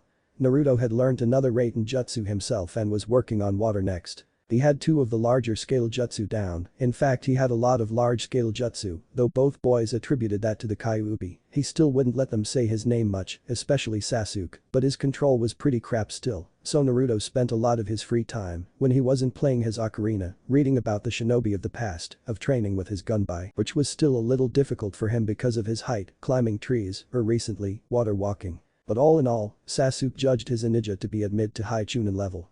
Sasuke himself had mastered another of the Uchiha Kaiten jutsu, Phoenix Flower, and was now trying to work on some smaller scale Raiden, mostly because he didn't want to electrocute himself, which he had done when he first started to train with it. Naruto almost choked on his own laughter at seeing Sasuke look like, in his words, a roast duck. It was while Naruto was at one of the training grounds working on his Suiton, water-style jutsu, that he heard a commotion from nearby. The blonde followed the sounds of crying to find something that made his blood boil. 4 older boys were all standing around a small blue-haired girl. One of them had his hand on her head and was roughly holding her on the ground on her hands and knees. "Apologize, you freak," one demanded. The girl trembled. I'm sorry, she replied softly. "Louder. Do it properly," the other boy cried, pushing harder on the girl's head. I'm sorry, I'm sorry." The girl whimpered and Naruto could see tears falling onto the ground from the girl's face. Naruto growled, the sight making him absolutely furious. "Hey. Leave her alone, you bastards," he yelled, running out into the open. The boys looked up before laughing. "Hey, look, Tenji. It's the class clown." The one who was holding the girl down laughed.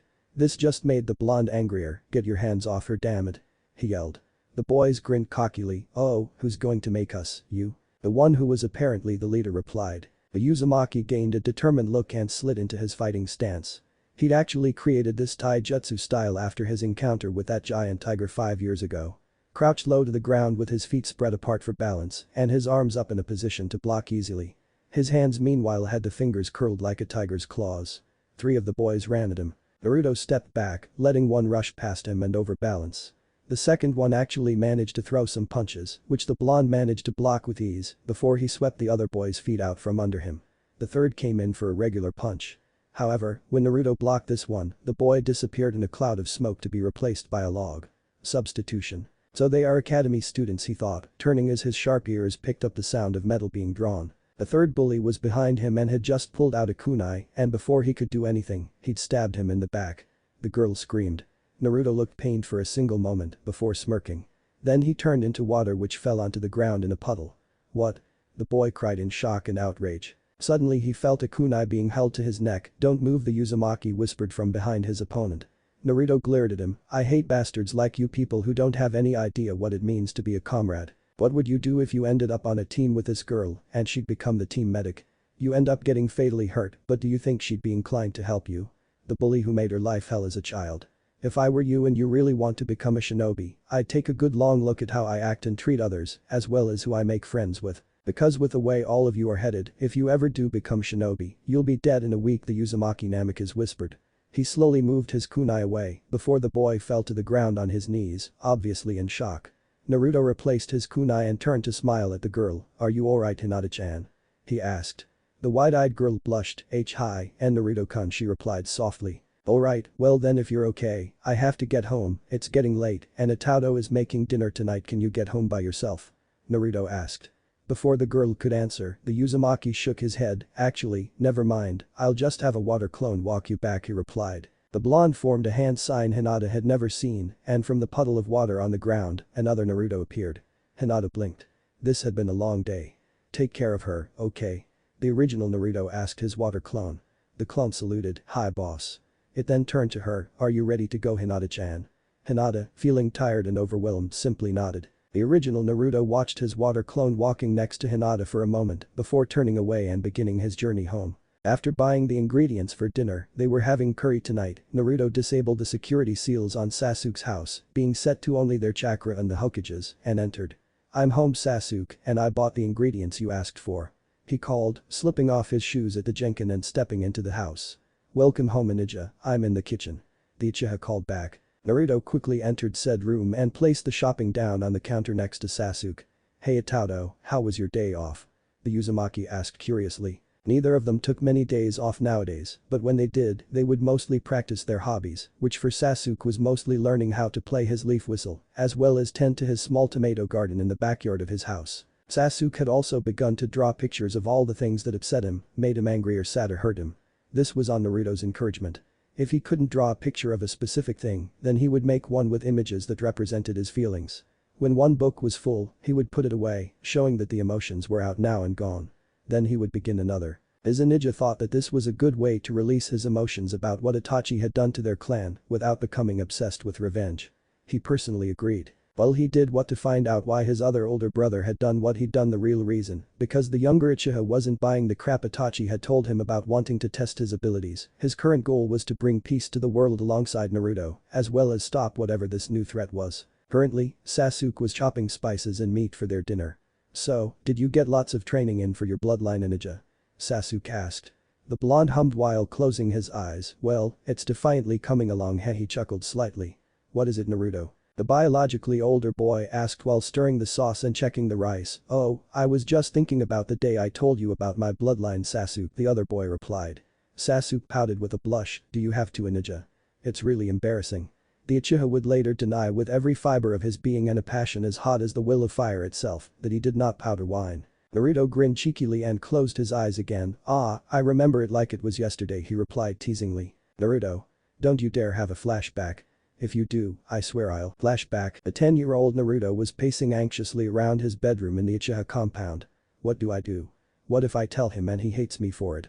He thought frantically. Can't you be quiet for 1 minute? All your anxious thinking is giving me a headache. Kurama yelled. Naruto winced. Sorry, I'm just really nervous. I mean, what if Sasuke does hate me? He asked. Honestly, I don't give a damn. If it were up to me, I would either be nowhere near the Uchiha brat or have finished what Itachi started and killed him already. But since you won't let me just tell him, if he really loves you as much as you say, he won't hate you. Now leave me alone. I'm trying to get some sleep, the fox replied. Naruto frowned at the slightly unhelpful remark, but then sighed. Maybe he really was overthinking things. Sasuke was his Itato. He loved and respected him as an older brother, even when he felt that he didn't deserve it. So he would do the same. He went out to look for the Uchiha and found him outside reading a book. Hey Itato? Naruto asked nervously. Sasuke placed his book down and turned to face his older brother with a smile. Yes, ninja, what is it? The blonde shifted from foot to foot. I have something I need to talk to you about, he replied. So Naruto told Sasuke about how chakra paper had reacted to him when he tested his affinity and about how he'd gone to the Hokage to ask him about it. How it was then that the old man had explained that he most likely had a new type of bloodline and also about his parents and the fox. So that's why I have more than one chakra affinity. I actually have all of them, Naruto trailed off while rubbing the back of his head sheepishly. Sasuke stared at him with his eyes covered by his fringe and the Jinchuriki shifted awkwardly on the spot. I'm sorry for not telling you, but I was worried you'd take it the wrong way and hate me, he said, the last part being really soft. Sasuke continued to stare at him with that shadowed look until he finally spoke again. And ninja, I can't believe it. Naruto flinched and prepared himself for yelling. That is so awesome. The Uchiha cried, leaping to his feet. The Uzumaki blinked. Eh? He asked, unable to comprehend such a different response to the one he envisioned. How many bloodlines do you have? Can you show me some cool jutsu? Which ones have you learned so far? And so on the questions went, while Sasuke's eyes were practically sparkling. Meanwhile Naruto was left stunned by his younger brother, dare he say it. Fanboying over him. Then flashback. Once I got over the shock, it felt nice to be so admired and loved, Naruto said, while Sasuke was as red as a tomato due to his blush. I can't believe I've actually gotten this far in only 4 years. I never thought I would be this strong already, especially with how hard it is for me to get my grades up in the academy, the Uzumaki stated. Sasuke scowled. It's not your fault that you're failing class, it's Mizuki's. I've seen him fail you on purpose in tests because of some slight mistake or rule he just made up, and don't even get me started on your written exams, even though you're a genius. The Uchiha exclaimed in frustration. Now it was Naruto's turn to blush. I'm not, but his Itato cut him off. You are a genius, ninja, and if that bastard wasn't failing you on purpose. Sasuke growled. The Uzumaki looked down, but I have to work hard at everything I do. I have to try over and over again to even get close to mastering parts of my bloodline, and I even used to pull pranks. That's no way for a shinobi to act. Exactly what I meant. Naruto looked up at Sasuke. You work hard at everything you do, you get up and try again every time you fail, and you refuse to give up until you do succeed, Naruto. You may not be a genius like how Itachi was viewed, but you are a genius. You, Naruto Uzumaki, are a genius of hard work. You always have been and you always will be. You are the kind of person who can fail 100 times over but still get up and try again. You are the type of person who can be beaten by all those other geniuses but still keep trying. The type of person who inspires others to do their best and not give up either. You've come so far in only 4 years, with more than one elemental affinity. While it's true, many people in this village don't see your strength or even your potential yet, I believe that one day you will achieve your goals and show everyone just what a genius of hard work can do. Sasuke stared his ninja in the eyes, his face now completely serious. Because that's the kind of person I was, and you convinced me. Naruto stared at Sasuke in complete shock before he grinned wide. Hell yeah, I will, you can count on it. He cried, fired up now. Sasuke watched Naruto with a small smile on his face. I will a ninja, and when that day comes, I will be right there beside you, giving you 100% of my support. Sasuke wasn't in good mood today, Naruto noticed. Ever since he woke up, the boy seemed to be, well, brooding. The blonde was almost afraid to ask his younger brother what was wrong. He kept peeking over at the Uchiha while he was cooking breakfast. After a while Sasuke came over with 2 trays with food on each. Rice, grilled fish, miso soup and a Japanese-style omelette. The two ate silently, but now the Uchiha seemed to be fidgeting in his seat. Naruto kept staring at him over his food. Finally his Itato seemed to crack. Ninja?" he asked. The blonde placed his bowl and chopsticks down. "Yes Itato, what is it?" he asked with a calm and encouraging smile. Sasuke took a deep breath and let it out. "Well, today is kind of important." He paused and began fiddling with his shirt. Naruto felt his eyes rise towards his hairline. Sasuke was fidgeting. Wow, whatever this was about must be making him really nervous. When it seemed like the physically older boy couldn't continue, the blonde gave him a gentle push. "Go on, today is the anniversary of the Uchiha massacre, so can you come with me to visit my parents?" The black-haired boy blurted in a rush of words. The Namikaze blinked before he smiled sadly. "Of course I will Sasuke," he replied softly. Sasuke's head shot up. "Ah really?" he asked. Naruto nodded, "But why haven't you asked me sooner Itato?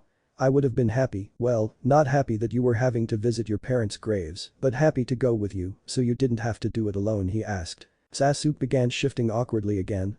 Well, I haven't actually gone since it happened. We've usually been too busy, and until now, it's still been too painful to think about, and," he replied softly, blushing nervously, before looking up again, "part of me thinks they might hate me for not coming to visit them since it happened," he said, just as softly. The blonde placed a hand on his younger brother's shoulder. "I'm sure your parents don't hate you Sasuke, they know that you've been very busy lately and are probably proud of how strong you're getting." Itato Naruto smiled softly. "Speaking of visiting parents' graves, I should probably visit Tusan and Kachan too. I haven't actually done that since I found out about them when I was 9," he replied, his smile becoming a guilty frown. Sasuke copied his ninja and placed his hand on his shoulder. "I'm sure your parents feel the same as mine, they know you've been working hard too and are more than proud of you," he said. Naruto grinned. "Yeah, you're right, and I'm not going to stop training, not until I master my bloodline, become Hokage, and stop this threat alongside you."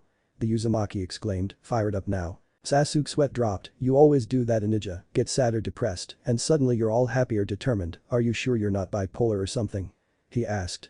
Naruto gave him a weird look. "No, why would you say that?" he asked, before suddenly gasping. "I know what we should do before we visit our parents. Let's go get ramen from Ichiraku. I haven't had it in." Suddenly the blonde paused and began counting off on his fingers. "Wow, 4 years, has it really been that long? I was Tuchi's favorite customer, he must have thought I've given up ramen or something." Naruto shook his head. "Right, let's go and have lunch first Itato," he said, rushing out to get ready. Sasuke shook his head before smiling softly. His ninja could be so weird sometimes. As he stood to go get ready, he glanced at the table, seeing the unfinished food there.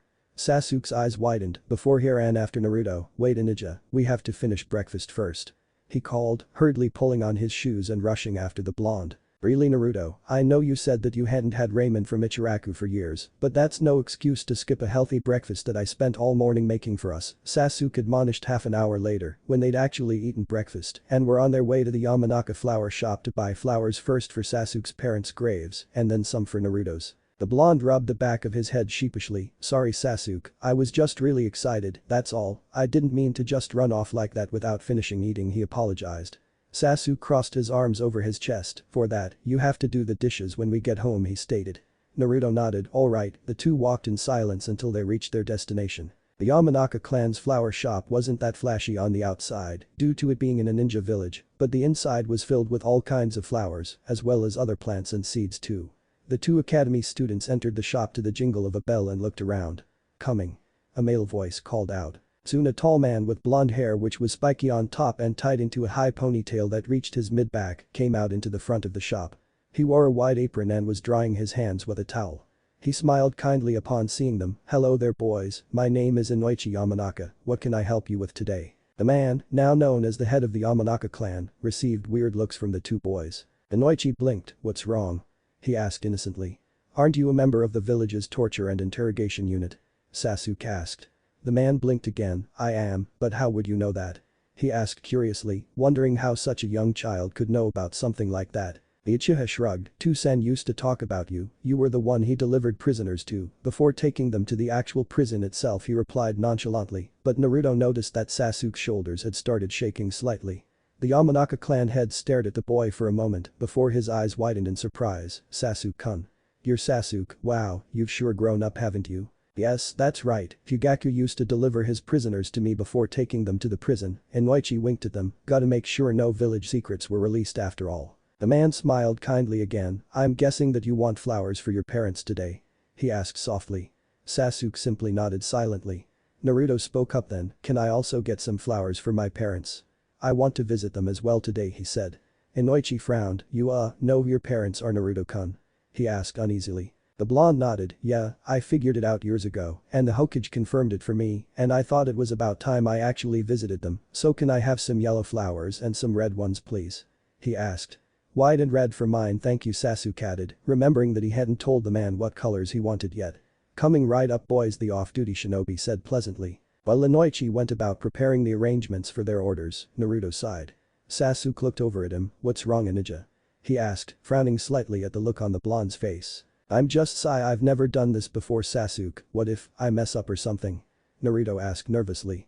"You won't, all you have to do is stand there and talk, you can tell them about your life, your training, how you're an older brother now." The Uchiha smiled slightly and put his hands on his blonde brother's shoulders. "Just close your eyes and picture them standing in front of you and start talking, that's all you have to do Naruto, okay?" he asked, squeezing Naruto's shoulders comfortingly. Naruto looked up and nodded. "Okay, I'll try that," he replied. "Here are your orders," Inoichi said, handing each boy a bunch of flowers each. "Thank you very much Yamanaka-san," Naruto said with a bow as Sasuke handed over the money to pay for the flowers. However, the older blonde man held up his hand. "1, please just call me Inoichi, your two-sen was a good friend of mine Naruto-kun, and 2, they're both on the house for today," he told them. Both boys blinked. Are you sure Inoichi-san?" Naruto asked. The Yamanaka clan head smiled. "Close enough, yeah I'm sure, they're both for a very special purpose, so you can have them, free of charge," he said. Naruto's eyes were sparkling. "Wow, no one except Uchi and Amichiraku have ever given me anything for free, thank you very much," he exclaimed happily. Sasuke shrugged with a small smile of his own. "Thanks then, bye," he said, turning and walking away. Naruto gave a shallow bow. "Thank you again. See ya," he called before straightening and following after the Uchiha boy. Inoichi chuckled. "They're an odd pair, but they go together so well because of that," he said to himself. "Those boys will defiantly go far in this world." The two boys walked into the shinobi cemetery, Naruto in front leading the way. He walked right up to the fire symbol statue, where he knew the previous Hokage were buried. The blonde placed his first bunch of flowers down, the yellow ones, and cleared his throat. Hey two-san, it's Naruto." He rubbed the back of his hair. "I don't really know how to do this, since I've never done it before, but I'll try." "Well, I'm an older brother now, hee, surprise. It's Sasuke Uchiha, I'm his ninja now and he's my Itato. I don't know if I'm doing that well as an older brother, considering I've never had any siblings before, but I'm doing my best. Oh, and I've got a bloodline too, I don't know if it's from you or Kachan, or if neither of you knew about it, but I have it now, and it allows me to use all 5 chakra natures, as well as combine them into every elemental bloodline. It's really hard to train, cause I have to master the separate elements first, then learn to combine them and control the bloodlines they make as well, but I think I'm making progress. I also have lots of hobbies and stuff, but I think I'll tell you about them next time." Naruto paused and choked, trying to hold back tears and failing miserably. "I love you both as much as you love me, and I wish I could have known you. I promise I'll do my best to make you both proud, and I'll come to visit more often now too." Naruto took a deep breath and wiped his tears away. "Goodbye for now." The blonde academy student clenched his fists, but let his tears fall this time. Both boys stood there until Naruto had run out of tears for the time being. Naruto followed quietly after Sasuke as they entered the Uchiha clan cemetery. All clans had their own cemetery, partly out of respect and partly so that it would be easier to guard the bodies of their own members so as to keep clan secrets safe from those shinobi who might think nothing of grave robbing to attain the powers of such secretly guarded bloodlines. The cemetery was pretty much full at the moment after the tragedy all those years ago, but since there were only 2 known Uchiha left, it didn't really matter how much space was left in this piece of land. It's not like Sasuke would be having any children very soon. The young Uchiha quietly slipped past the countless graves of his relatives until he reached the place where the clan heads and their wives were buried. Sasuke knelt down and placed his flowers in a line before his parents' graves. Then he placed his hands together and closed his eyes. Naruto copied him, feeling that it was only right to pay his respects to the parents of his precious younger brother. Soon Sasuke opened his eyes and rested his hands on his legs. "Hello to-san, Ka-san, it's been a while, I know, sorry about that. I've been really busy. Do you know? I have a new ninja now. His name is Naruto Uzumaki and he's the best ninja I've ever had. He's kind and caring and he protects me when I'm unable to protect myself. He's also really strong too. Don't worry, I've also been training and I actually invited Naruto to live at the compound, it's too empty otherwise, but I don't want to move out because then it would just be destroyed. I've been doing well with Naruto's help so you don't have to worry about me. I love you both and everyone else too. I hope you're proud of me. Goodbye." When Naruto opened his eyes, he was slightly shocked to find Sasuke sobbing uncontrollably. Now he was torn. Comfort Izutado and let him cry, or just let him have his moment and let him cry. "Why?" Sasuke asked, his voice quivering. "Why did Itachi do it? Why would he kill them? Why, damn it? Why me? Why the hell did he have to do this? What the hell happened to my big brother to change him into a monster like that?" The Uchiha was now trembling. It wasn't Itachi, he was never like that. So why? I just want to know the truth. The real one. My Nai-san, he wouldn't just do something like this. He always told me that conflict was bad and, no matter what he did, he always tried to be merciful and kind to other people as well as on his missions.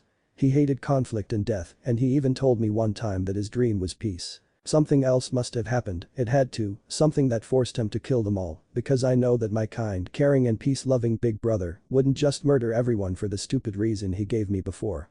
Sasuke panted and gasped after his rant, his entire body trembling harshly. Since it seemed like Sasuke was too worn out enough to start thrashing or even screaming again, Naruto shuffled forwards through the grass and wrapped his arms around the boy, while endless tears just flowed from his clenched eyes.